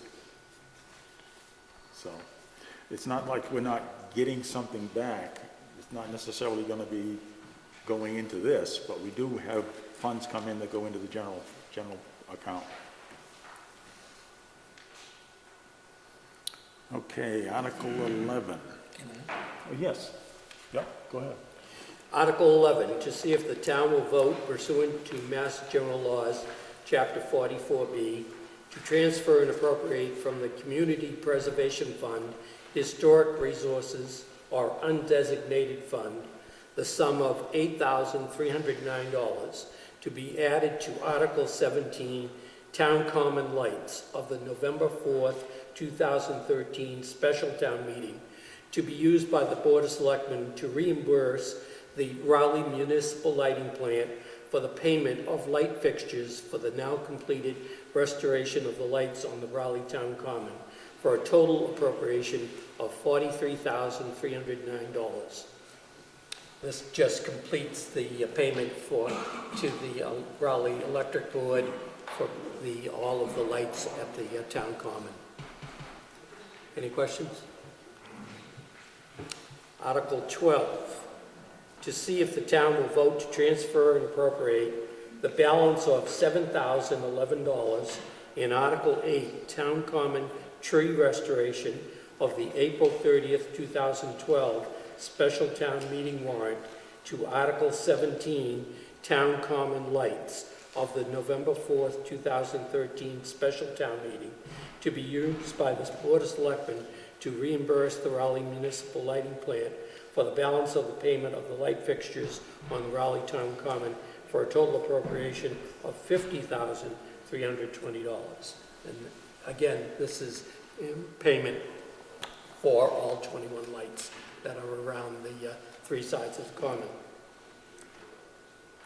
Article 13, to see if the town will vote pursuant to Mass General Laws, Chapter 44B, to transfer and appropriate $4,933 from the Community Preservation Fund unreserved account to be used by the treasurer to pay the interest for the short-term financing for the former Girl Scout land shown as property on Assessor's Map 18, Lot 7.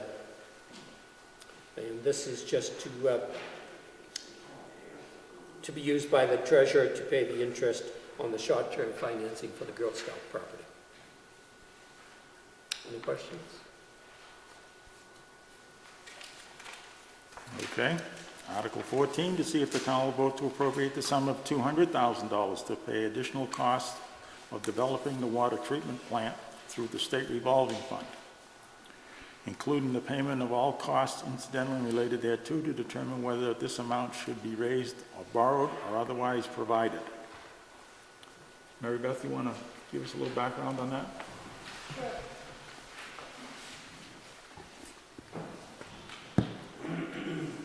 So this is the access road to the new water treatment plant, and currently it is a dirt road. It needs to be upgraded, widened. We have to accept tanker trucks, have to get in for chemical deliveries. This past winter, we had issues with chemical deliveries, tractor trailers not able to, denying us chemical because they wouldn't come up the road. It wasn't safe for passage. There's a small stream crossing at the very beginnings of the access road that we'll need to deal with. It's actually the narrowest point of the road, and so we'll have to deal with that river crossing. So this money will be appropriated to upgrade that facility to the treatment plant. Okay. Yes, Bob? First thing, it's not a stream, it's a mosquito control ditch put in by the Corps of Engineers in about the 30s. Okay. Second thing, the way it is right now, was regraded and stone put in. It's pretty well done, and I think that's about all that should be done. This part, it says here $200,000 to do 2 miles of the road. From 133 to the gate, not the gate, to the conservation and the second gate where the chain link fence is less than 0.6 of a mile, so it shouldn't be more than $50,000 to do it.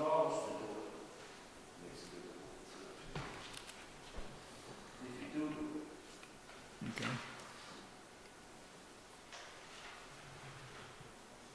Of the $200,000, about $40,000 of that is to deal with the wetlands area to comply with the Conservation Commission local bylaws. Regardless if it's a mosquito control ditch, it's still a part of a drainage system that needs to be addressed properly, and we need to abide by those bylaws. So part of that money will be for the design and then the installation of the system. Okay, do you think there might be a little bit of reduction if it's not 2 miles and it's only the 6/10? I can remeasure. Yes, it'll be less if it's less than 2 miles. We're not going to obviously pay for the 2 miles of paving. Okay, maybe we could get a possible update on that figure. I mean, certainly if we vote it, we can actually, if you can get that before town meeting, we can reduce that amount. Absolutely. At town meeting, we cannot raise it, but we can reduce it. Okay. Okay? So we'll give it a try, Bob. Yeah, when and if this thing is made better than it is right now, what's going to keep us even? Will there be one put in through Department of Transportation so it's legal? That's a good question. I mean, I don't see it as a destination point, except for the town employees or the, Well, the hunters use that road. On the weekend. do they? Ever since the road was improved with the stone, people fly in there, I mean, they fly. And I know we have the horses and everything, but there are other people who live in that area who are out walking with small dogs, or they're out with their grandchildren on bicycles and little scooters and things, and, if they're really booking it down there, they're not gonna be able to stop. Our main worry is the speed, and I think that the people who live behind us in the condominiums are concerned about the same thing. The speed of vehicles going down there, and it's pretty dangerous. So if there's a way that the police department could control it, or it could be legally kept at a low speed like 10. I think it says 6 on it now, but, 6 to 10 is very good. It's just the speed we're concerned about, because we're afraid someone's going to be hurt. Okay. And we've spoken to Mary Beth about this, and she's been very good. One of the trucks delivering chemicals on its way out was just hooking it all the way out, and the noise was tremendous. And what if it tipped over, say on the way in with chemicals, and landed on our land? So that's my concern, the speed. Okay, you have a good point there. Bob, you have any comment on that, or? It's a one-lane road, it's gonna be pretty difficult to set up radar up there, but we can certainly keep an eye on it. I think that would be great, and especially near weekends, people just flying in and out of there for walking or dogs, or they've got bicycles, or, Yep, Kurt? Yeah, I was wondering why on weekends it isn't law. Well, Some people with horses or people with pedestrians could walk into the open, Georgetown Law State Forest. yeah. And then water department employees and police, et cetera, would have keys, fire department. I mean, why should it be open access for unregistered off-road vehicles as a straightaway and above that? I mean, even though those vehicles are banned back there in the sand and where the Eric's grow, they still use it anyway because obviously the state doesn't have the personnel. The town has quite a bit of land back there, open space, that's contiguous to Georgetown Valley State Forest. And it's posted everywhere, no motorized vehicles, and they're there all the time, all the time. And they would just love the straightaway, whatever it is, 26 or 2 miles, we don't know which, but you would think there'd be some deterrent to that kind of use, I mean, it doesn't really stop hunters, there's plenty of access for hunters to do. Yeah, I mean, the only reason we got an issue is because it is state forest. I mean, they're allowed to go in there, but But not a straightaway that paid you. I'm not sure how we would change that. Well, I know we have a gate at Pingree, to access, the roads going out into the fields are gated. And, obviously the fire department, whoever needs a key can access that. So why isn't that gated, at least on weekends? When do we hunt? Yes, Mary Beth? Just would like to address the roadway. We put our chemical bids out for bid annually with the consortium. I included this year under delivery instructions about the speed on the road and being mindful of the local residents and explaining that the roadway, the access road does go through, our neighbors, property and by their homes. We also talked about maybe looking at the potential of putting in some speed bumps and then increasing the signage to include, like what Mr. Petrella said, the DOT signs. I think there's a red 6-mile-an-hour sign, which isn't correct me if I'm wrong, is an illegal speed limit. 6 mile an hour is something I haven't seen. So, yeah, so we'll be looking at putting in some increasing signage and looking at those types of, so we are being considerate of trying to accommodate the concerns of our neighbors by putting in the speed bumps, possibly, that kind of thing. Yep. All I'm saying is the chief, rightly noted, it's pretty unenforceable. I mean, it's pretty unenforceable. We're going to I do, think the traffic calming measures are probably a good idea. Of course, the employees and the truckers won't like that very much. I think the speed bumps is a good idea too. Yeah, is that? Oh, we certainly can consider it.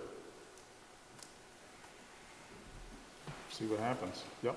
as far as the weekend operation, we are operating on the weekend, so if the gate is open, it's because there's somebody inside working. When we're not there, both gates, the first gate and then the second gate, they are closed and they're locked, padlocked. Okay. Is there any further comment?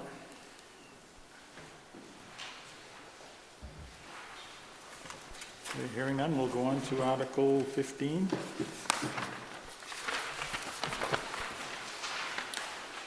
Okay, Article 15, to see if the town will vote to transfer and appropriate the sum of $2,000 from line 8 of the Water Department budget, Water Department maintenance, of Article 6 of the annual town meeting of May 5th, 2014, to be added to line 25 of the Water Department budget, cost of debt insurance, of Article 6 of the annual town meeting of May 5, 2014, for a total appropriation of $2,000. I'll take any other action relative to that too.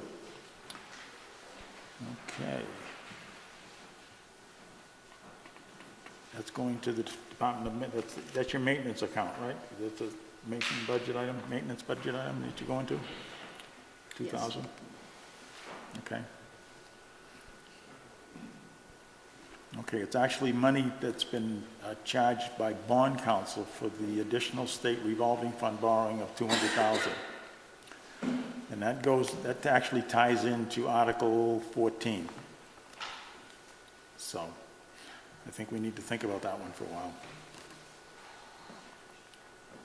Is there any comment or questions? Okay.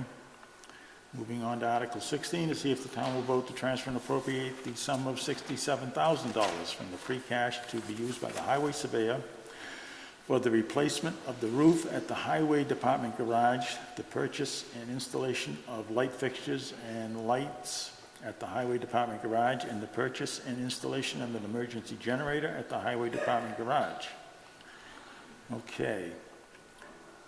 Basically, this is a capital, part of the capital funding that we're doing for this year, is capital improvements. I don't know how many of you folks have been down to the highway department, but their lighting really isn't all that great. It's some old 8-foot fluorescent fixtures that are just kind of hanging around down there, really not putting out much light these days. The roof, particularly the back side of the roof, is leaking, and because of the maintenance that hadn't been done to it, we need to get that taken care of before we have some serious issues there with the roof. And they did do a capital project a couple of years ago that upgraded their electrical service, and as part of that upgrade, they installed the switching necessary to have a generator. So that cost has already been taken care of. So what we're looking at is about $7,000 for the lights, about $30,000 for the roof, and another $30,000 for the generator.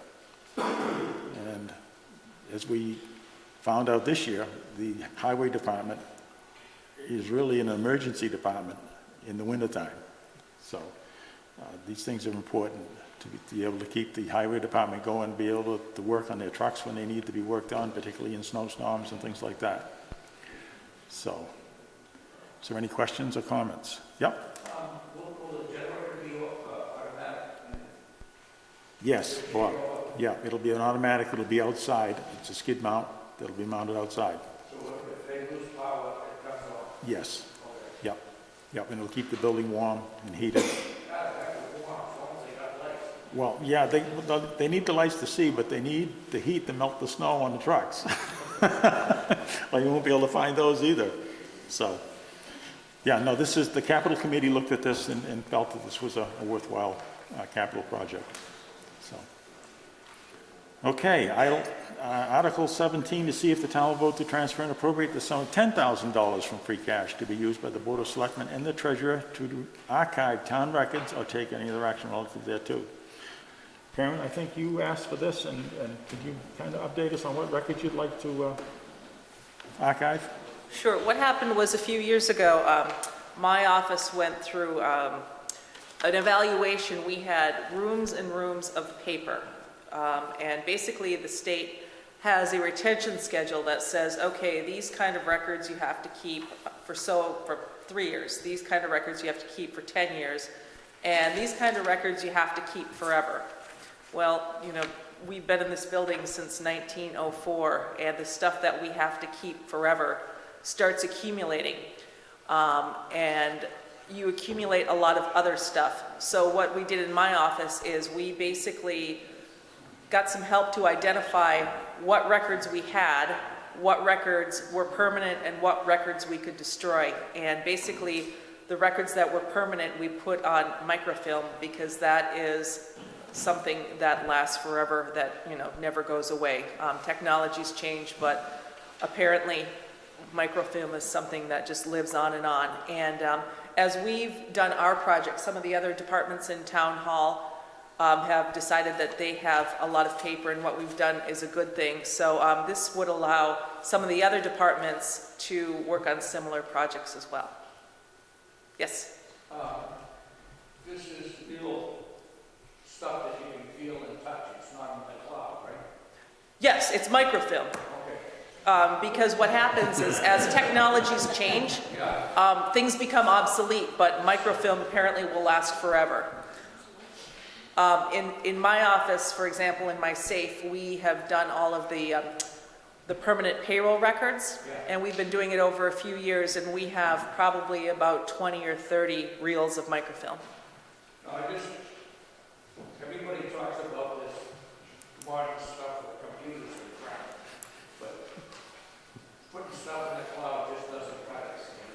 Nope, this stuff is in the safe. It's hard. Next time, if you come to my office, I'll show you my rolls of microfilm. Any more questions? Okay, Article 18, to see if the town will vote to update the Town of Rowley Harbor bylaws of the general bylaws of the Town of Rowley by deleting the following text of the bylaw and replacing it with the bold text as follows. Bill, you want to give us an update on what you want to complete? This is just general maintenance of the bylaws, since we've done very, very little.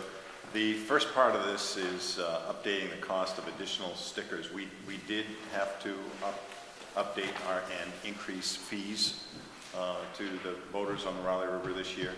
The launch ramp fee for a resident went from $50 to $60. It's probably still the best deal on the North Shore, and certainly a great treasure that we have, because not many people have the open access and private access to the ocean that the town of Raleigh has, so I don't expect much over that. Mooring fees went from $3 a foot to $4 a foot. This is all moorings and slips on the river. Many of the people on the river have slips at Pearlie's Marina, and then we have quite a few moorings out in the Plum Island Sound. The cost of the sticker for launch permits, the additional sticker went to $15. We've had some issues where some people have taken advantage of the additional stickers, and they've allegedly been passed out to out-of-towners. So in an effort to try to derail this, we've increased the fee from $3, an additional sticker, to $15. The Section B is increasing violations from $50 per day for parking violations at the town landing to $75. Out-of-towners still try, believe it or not, to sneak in, especially on busy weekends, down at the private resident only ramp. And although we turn quite a few of them away, a few of them still sneak in. When we do find them, we issue we will plan to issue $75 per day tickets. $50 tickets, many we're seeing as a cheap launch. So we're just, again, trying to discourage that. And then finally, a little bit of added verbiage on Section 6 of the mooring slip and rack regulation permits and fees. Tender tie-ups on the backside of the town launch docks must be authorized by the harbor master. These locations are for Raleigh residents that hold a current mooring permit for a private Raleigh River or Plum Island Sound Raleigh mooring. The seasonal fee for the tie-ups is set by the harbor master. This year, that fee went to $200. Still, again, a great deal when you look at commercial rates at private marinas. So the individual, only Raleigh residents, would have a tender no longer than 10 feet tied up to the back of the town launch floats, and they would pay a $200 fee plus the $4 a foot for the mooring in the river or in the Plum Island Sound. And the only other thing I would add is all of the fees that we generate are used to keep the department self-sufficient. And this year, tallies showed that we were starting to go behind again with increased maintenance costs on the river. Hence, we updated the fees, and we will once again be in the green, and or I should say in the black, and self-sufficient to the tune of just under $20,000 a year. Any questions? Hearing none, we'll go on to Article 19, to see if the town will vote to accept as a town way the laying out by the Board of Selectmen of a private ways known as Wild Pasture Lane, Oak Ledge Circle, and Arrowhead Circle, situated on the southerly sideline of Weathersfield Street and running to Spencer Knowles Road, as shown on a plan titled Street Acceptance Plans, Wild Pastures Estates, sheets 1 to 5, dated 12/12/14, with revisions through 12/17/15. These being the roadways shown on a definitive subdivision plan entitled Wild Pastures Estates, dated 9/20/2004, and recorded with the Essex South Registry of Deeds as Plan 75 and Plan Book 386. And to authorize the Board of Selectmen to acquire by gift or deed the land, easements, and rights therein, or take any other action. So this is basically a street acceptance way of a subdivision. Is there any comments or questions? Hearing none, we'll move on to Article 20 to see if the town will vote to accept as a townway the laying out by the Board of Selectmen of the private way known as Dexter Drive, shown on a plan titled Street Acceptance Plan, Raleigh, Mass. This being the roadway shown on a plan entitled Definitive Plan recorded with Essex Registry of Deeds as Plan 838 in Plan Book 395. And also to authorize the Board of Selectmen to acquire by a gift, deed, or eminent domain the land, easements, and rights therein. This is another 4-lot subdivision off of Central Street. Any questions or comments? Okay, hearing none, we'll go on to Article 21. To see if the town will vote to amend the zoning district map of the town of Raleigh dated November 2, 1983, signed by the planning board and filed with the town clerk to create a flea market antique store overlay district consisting of approximately 65 acres in accordance with the area delineated by the map entitled Zoning Map Amendment Area of Establishment of Downtown Raleigh Main Street Flea Market Antique Store Overlay District. Wow. Okay, see the article on file with the planning board.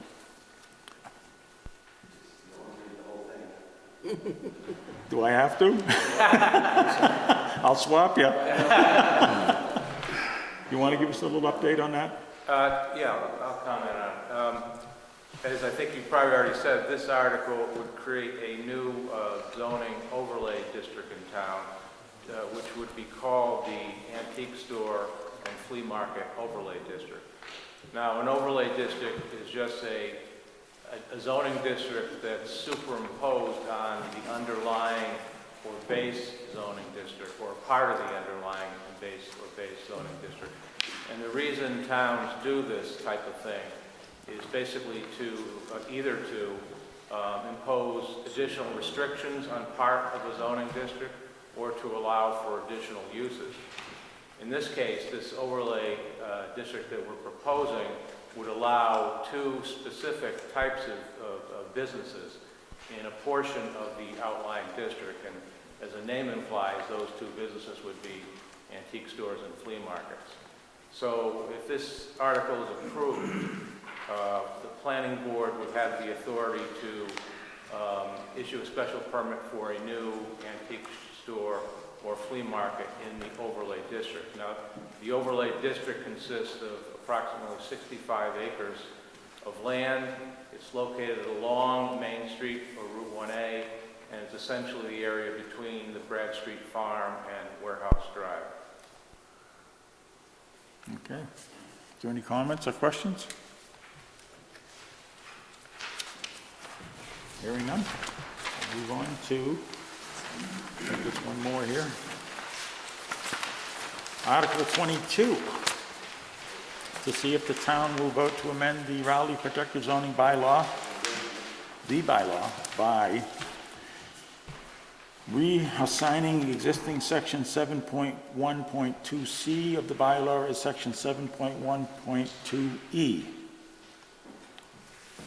You're up again, Cliff. Okay, I'll jump in right now, if that's all right. You might get two of us. This article would authorize the Board of Appeals to issue what's called use variances.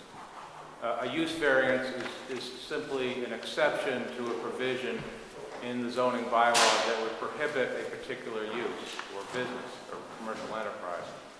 So essentially, what the article do would authorize the Board of Appeals to disregard the provisions of our zoning bylaw by approving a business or commercial enterprise that otherwise would not be allowed under the bylaws.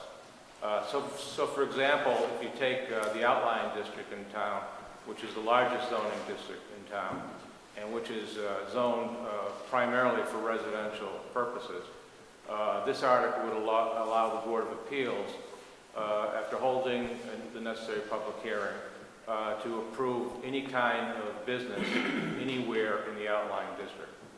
The Planning Board held a public hearing on this proposal, and we came out against it. In fact, we voted against it by a score of 5-0. We took this position because we think basically it has nothing to do with the Board of Appeals, but we think use variances are inconsistent with sound land use policy.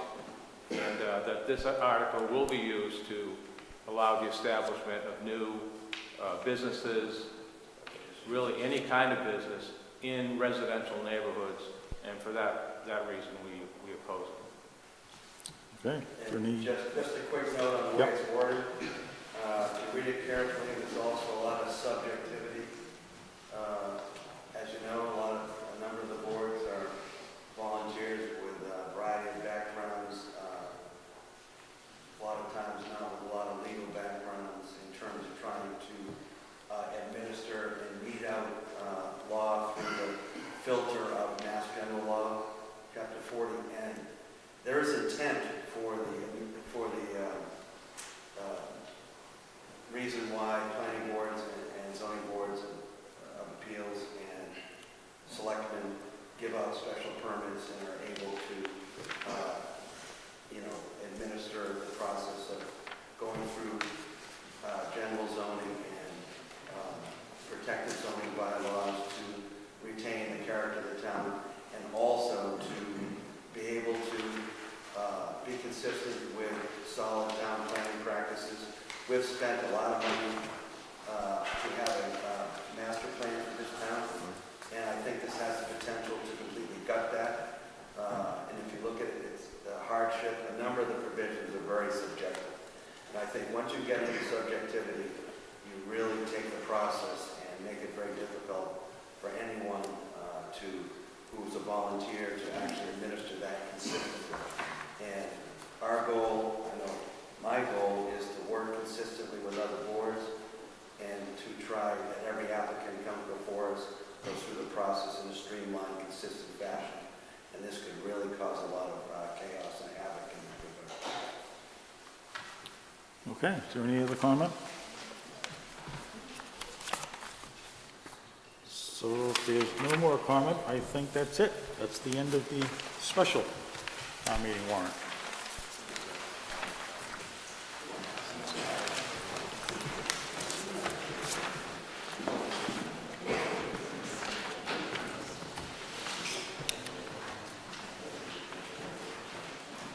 Okay. And the informational hearing has ended, and the chairman will call. Yeah, get somebody else. Yes. Before I get into that, we want to thank you folks for showing up tonight. We realize some of you are volunteers, some of you are taking time off and other things you could be doing. We really appreciate you coming forward and helping us out, getting this word out to the voters of Rowley. The town meeting is coming up and we need to put our budgets together. And we appreciate it very much as a Board of Selectmen that you folks would come and do this for us. Thank you very much. Thank you. And also thank you, board and the finance committee, for a complicated, difficult year. Yeah, and they do a great job too. They really do. You folks keep us going. And actually keep us on the straight and narrow too, which is a good thing. So, the informational hearing is over. Let's see. The chairman will call for a motion to close the joint meeting with the Finance Committee by a roll call vote. I'll make that motion. I'll second. Motion made and seconded. All those who are of closing the hearing signify by saying aye with the roll call. I, Robert Snow. Aye, Robert Mary. Aye, Joe Perry.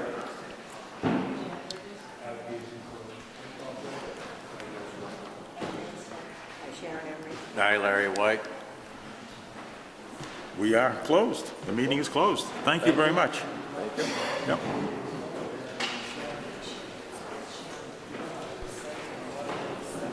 Actually, we did it all in one.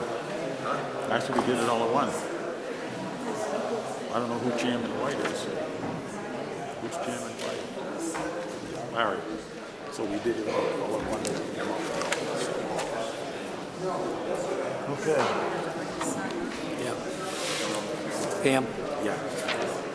Pam, can you talk to me tomorrow? Talk to me about the budget tomorrow? Stretch for a second. Yep. In the afternoon?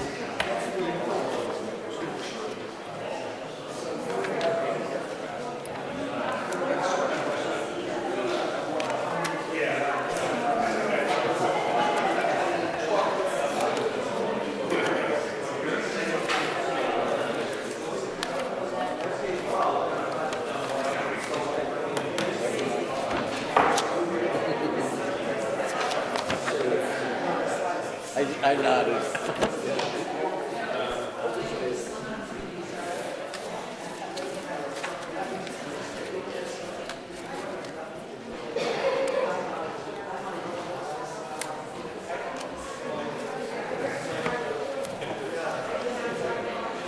I take it you people don't want me at the meeting.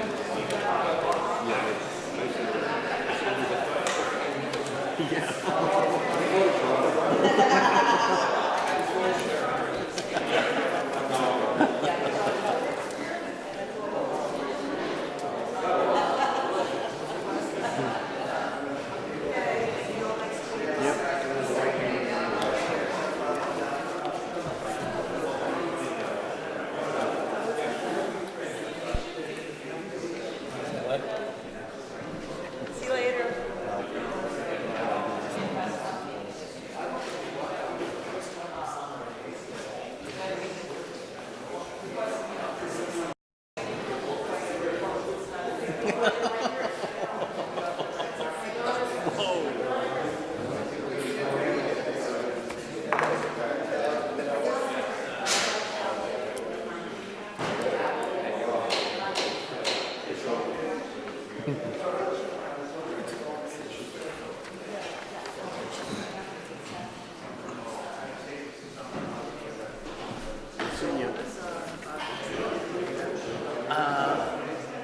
It'll be after.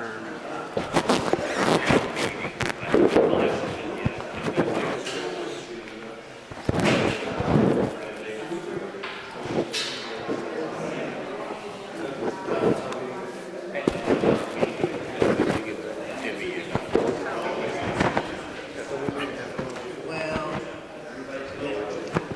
there's no real reason to have a formal meeting.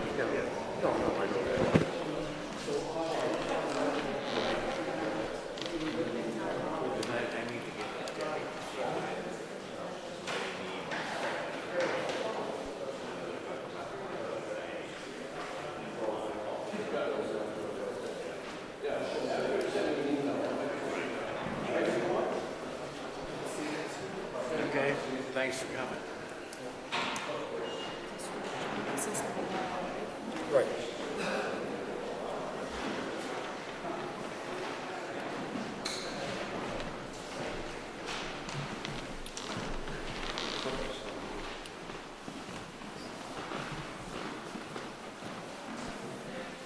Okay, so our next item will be general business number 9. And it's to the Town of Raleigh Board of Selectmen, members of the board. As acting service officer of the Veterans of Foreign Wars, Post 5707, Raleigh, Mass., I hereby request your approval for the annual Memorial Day ceremonies conducted by our organization. The ceremony will take place on Monday, May 25, 2015, to begin at 1:30 p.m.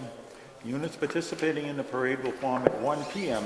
in the parking lot of the Raleigh Veterans Association, and then proceed along Bradford and Summer Streets into the town cemetery, fronting the town hall crossing into the town common.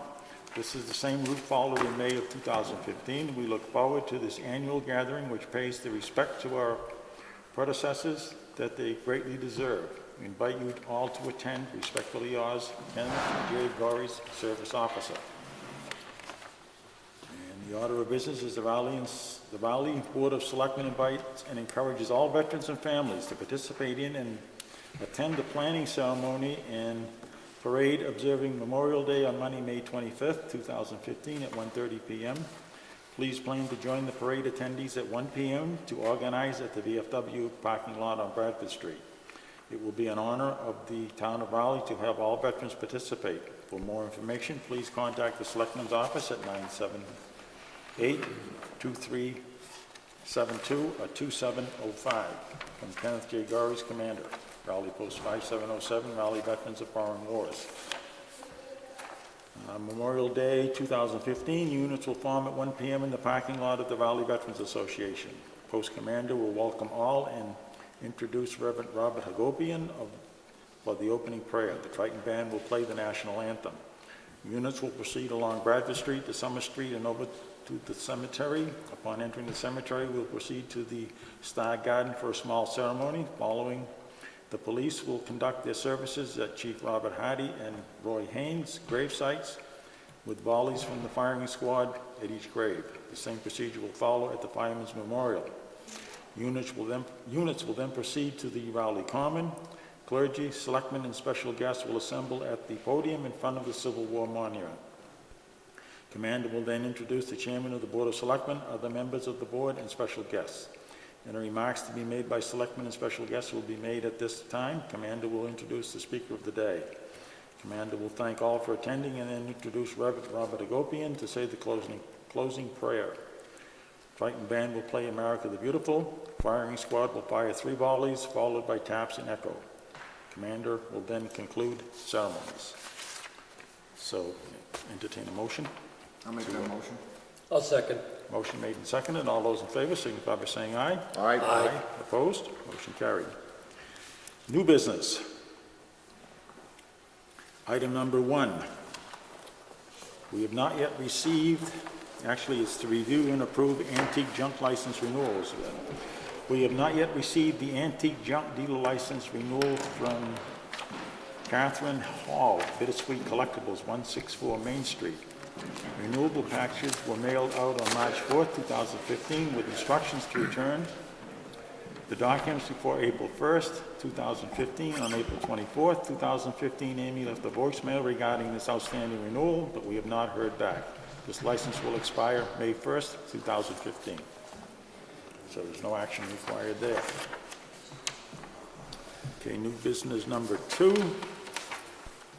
Robert Snow, update on April 13th MBTA Advisory Board meeting. Bob Snow will provide an update on a recent meeting he attended at the MBTA. Well, Mr. Chairman, on the 13th of April, I attended the MBTA Advisory Board meeting. There was approximately 30 people who came to the meeting. It was very interesting, especially after the winter that the MBTA has had. Just as a caveat, I grew up in the city, so the MBTA is a very important part, especially down in the city. I mean, you use the T to go everywhere. Out here in the rural parts, the only thing we can depend on is the commuter rail. So it was a very interesting meeting. The interim chairman, DiPaolo, was there, and they were talking about the overall health of the T. And mostly everybody was asking about their community and how the T was affecting their community. So, being who I am, I asked, when they mentioned a couple of times about attendance problems, I asked what was the attendance problem at the T. And they said that they have 11% absentee. So that means at any given time, they have one employee is not there. And and then you have to remember the caveat, looking at this winter, and I really felt sorry for the interim general manager, because the T is it's in a public relations crisis, which goes into a morale crisis with the employees. And I really, listening, as you listen to the problems, you can understand why the governor has asked for this, what is it called? Excuse me one second. Fiscal Management Control Board, which is really necessary to get the T back on its feet again. And they talked about the weather conditions, and as we all know, we get hit with that storm at the latter part of January. And then they talked about the consecutive cold days, and then they were hit with the next storm. So, I mean, it was the perfect storm for the T. All the switches, that was part of the problem. They all froze up, and they just had a hard time trying to dig out and get the T back on his feet. But there's other problems. talking about the commuter rail and the rail coming up here.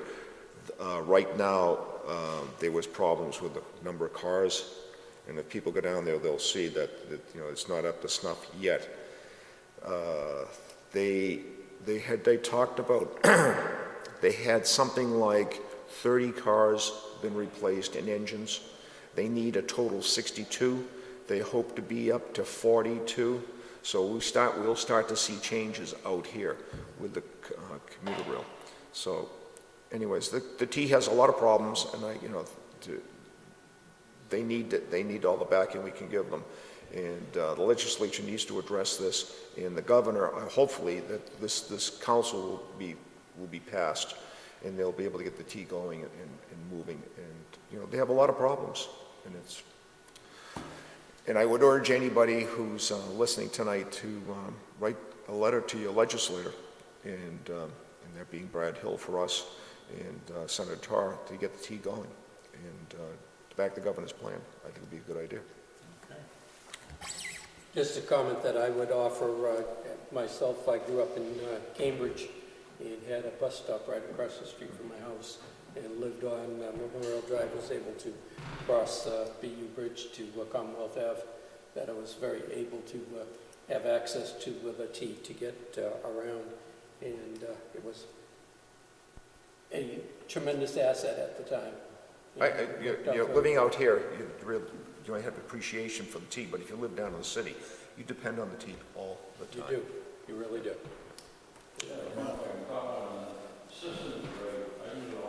Huh?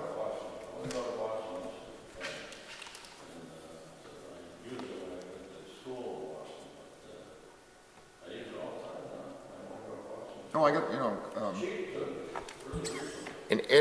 to get a Charlie senior card, which is very easy to do, to go into downtown Crossing, and at the T office there, if you're 65 and older, you can get that Charlie card for the senior over 65. So it's very easy to do. Okay. Thank you, Bob. Okay, item under new business number 3, review updated EEO and sexual harassment policy. Attaches the updated equal employment opportunity discrimination and sexual harassment policy. Deborah Eckert at Copeland and Page have been working on this policy. The update of this and other policies are part of the MIIA grant.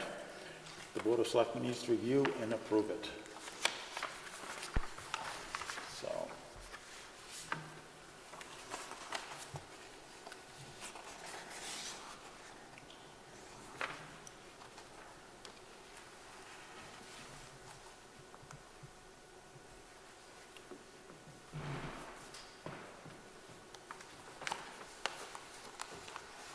If I could start the comment off with, we really have to set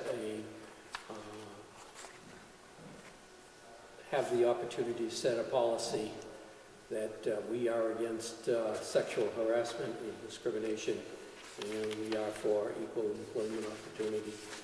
And it's very necessary today. It seems to be getting worse as the time goes on, and we have to set a policy for the town that we are for equal employment opportunity, we're against discrimination and against sexual harassment. I have to agree with you on that one, Joe. Okay.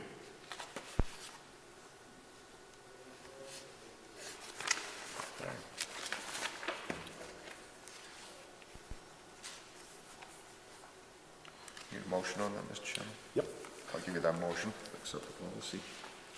I'll second it. I think it's very well written and something we ought to support. No, we need to support it. No question about it. All those in favor, signify by saying aye. Aye. Aye. Opposed? Motion carried.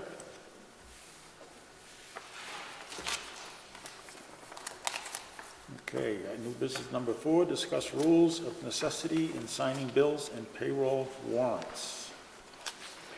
We need to vote to authorize Bob Murray to sign the bills payable and payroll warrants. Selectman Peterson has been ill and has not been able to come in to sign the bills and payroll. I'll make that motion. I'll second it. Motion made and seconded. All those in favor signify by saying aye. Aye. And I recuse myself. You abstain? Abstain, yep. So at least we can now get some of the bills paid that have been backing up because of the fact we're down one selectman and the other one is ill, so. Okay. We go into old business, and this is, number one is to finalize the list of tax title auction properties. Treasurer Collector Karen Summit will update the board on the list of tax title auction properties. I'm just going to give you kind of a brief overview instead of the final list. We started out with 14 properties on the list. We had sent out a request to all the department heads to give us comments and feedback on the properties. We removed 2 of the properties from the list at this time from the request to the Conservation Commission. And there was another property, Chairman Mary and the assessor Sean McFadden and I drove around and took a look at all of the properties, and what we found is one of the properties is basically a big rock, and we didn't think that it would be of value to anyone in an auction. So basically we have 11 properties, and at your next meeting after town meeting, what I'd like to do is I'd like to give a little bit more detail about what all the properties are, where they're located. The assessor has some new mapping software that will give a general, better description where if there's structures on the properties, if there's wetlands on the properties, and we could include some of the photos we took. So I'd like to update the selectmen and then get their approval to have the auction at an upcoming meeting. Any questions? All set? All set? Nope. All set. Thank you, Karen. Thank you.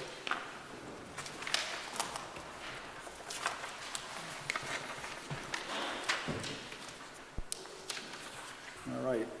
Old business number 2, assign motions for the May 4th, 2015 annual and special town meeting warrants.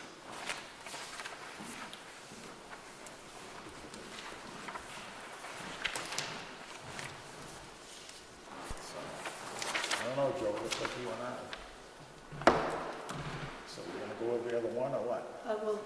Yeah, that would be, so if we could just kind of go through it, and I know, based on what your backgrounds are anyway on the board, I think we can pretty much fall into that template, so if we can go through those. Yep. Yeah. Okay.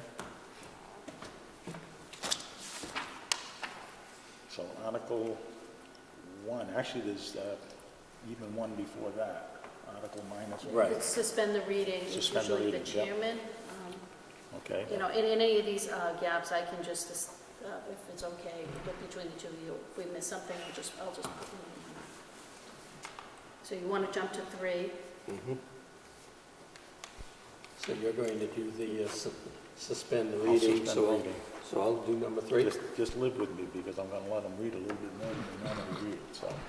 Oh, I wanna get to at least the greetings, okay. So I'll do 3.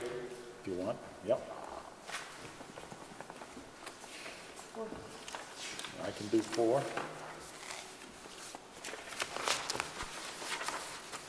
We'll let Larry do 5. Larry does 5. Larry's gonna do 5. Or somebody from his board, however he wants to handle it. Article 6, so we need to jump to the standard articles 9 through 12. They are under one consent motion. Okay, who's, the water department's gonna do the The water Article 6 department and does 7? their articles. Yeah. Okay, Do you want me to do 9 through 12? if you want to. Okay. Okay, I'll do 9 through Joseph 12. Perry, okay. Article 13, Article 14, that's all under one under 1. motion. Okay, I'll do that. And I'd like to do 14 and 15 combined. Now, you said you were going to do 8 through, or 9? Joseph Perry 9 through does 12. 9 through 14 12. and 15. Who's doing 8? Water department's doing 8. Water department's doing 8.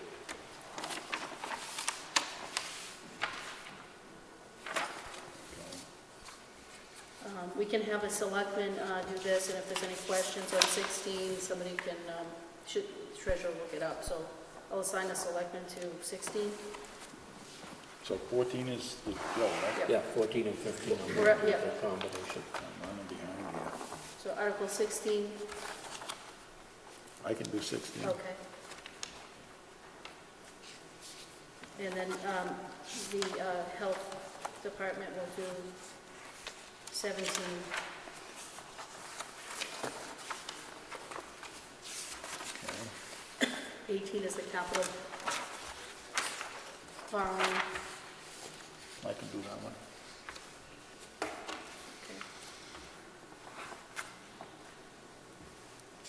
And I'll do Joe, the you can do 19 for community preservation. 19. Article 20, That's community preservation also. this Article 20 is actually a tax title parcel we're going to assign to conservation. Oh, okay. You want to do it? I can do it either way, Joe. We're going to, Article 20, I need a selectman, either. I will, Joe Perry will do that one. I'll do that one. Okay. And Article 21, I'm going to need a selectman for that one. I can do that one. Article 22, Yeah, I'll Joe Perry? do that one. Article 23, Yep. Bob Mary. And then Article 24, which is just reciting the ballot again, Yeah, I'll do that. and I will have Bob Mary adjourn. Okay.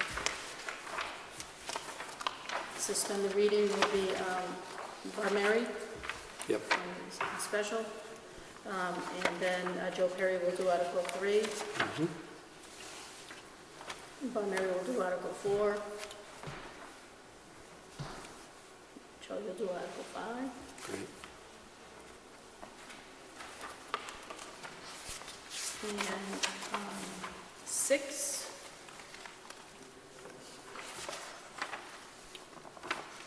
Repurposing the balancing of the borrowing, Bob Mary. Yep.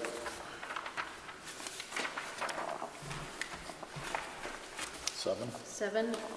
It's basically the same thing. Joe Perry? Joe Perry, 7. You're going to do something, Joe? Yeah. Okay. Article 8 will be Bob Mary. Yep. Article 9, It'll be me. Joe Perry. Article 10, Yep. Bob Mary.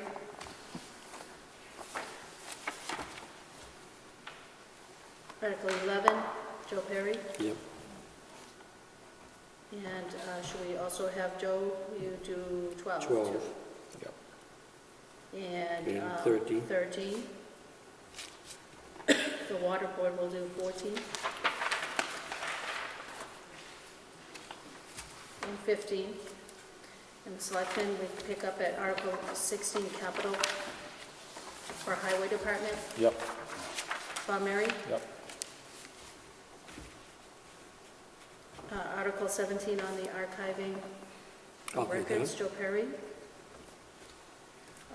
The selectmen, or the harbor master do 18. Harbor master We'll would be have the good. harbor master do that one. You can explain it. And then on 19, street acceptance of the wild pasture development, Yep. Bob Mary. Yep. And I'll do Dexter And Joe Drive. Perry will do 20 on Dexter Drive. And then the planning board will do the motions for the zoning. And the chairman will adjourn the special.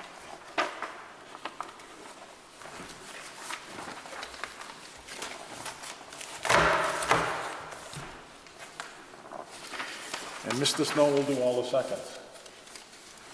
All the seconds. Hopefully. Well, we'll see.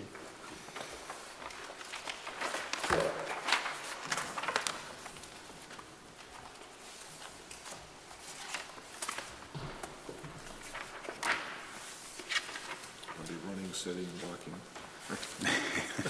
Exactly. Okay, old business number 2, and we did that. Yep. Okay, we have an announcement. Earth Day Trail Cleanup.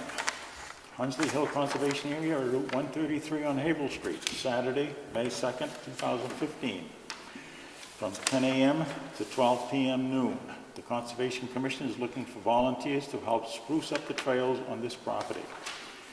We will be assembling in the woods to clear trails of downed branches, some litter pickup, and pruning brush at the parking lot. Come for as little or as long as you can. Tools needed are crosscut saws, pruning shears, and work gloves. Trash bags provided. Water and snacks will be provided. For more information, contact Conservation Office at 978-948-2330 or conservation@townofrowley.org. Okay. So on with further announcements, town meeting is scheduled for May 4th, 2015 at 7:30 at the Pine Grove School. Please come. Annual town election is Tuesday, May 12th, 2015 at noon to 8 p.m. at St. Mary's Church.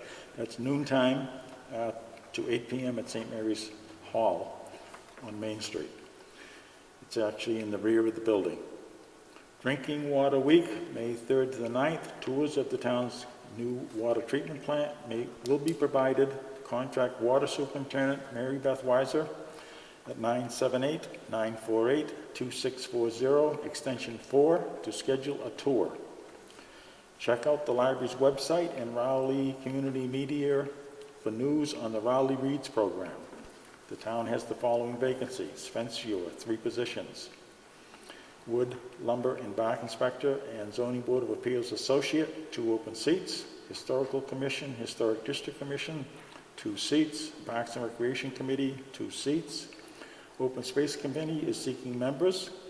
For more information on these positions, please contact the Selectman's office at 948-2372. Rowley Food Pantry is in need of donations. The food pantry is open Tuesday, 10 a.m. to 12 p.m. and Thursdays from 5:30 p.m. to 7 p.m.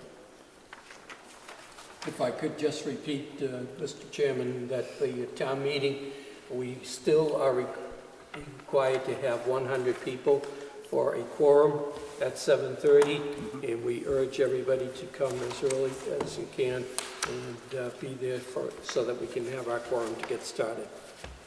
Very good.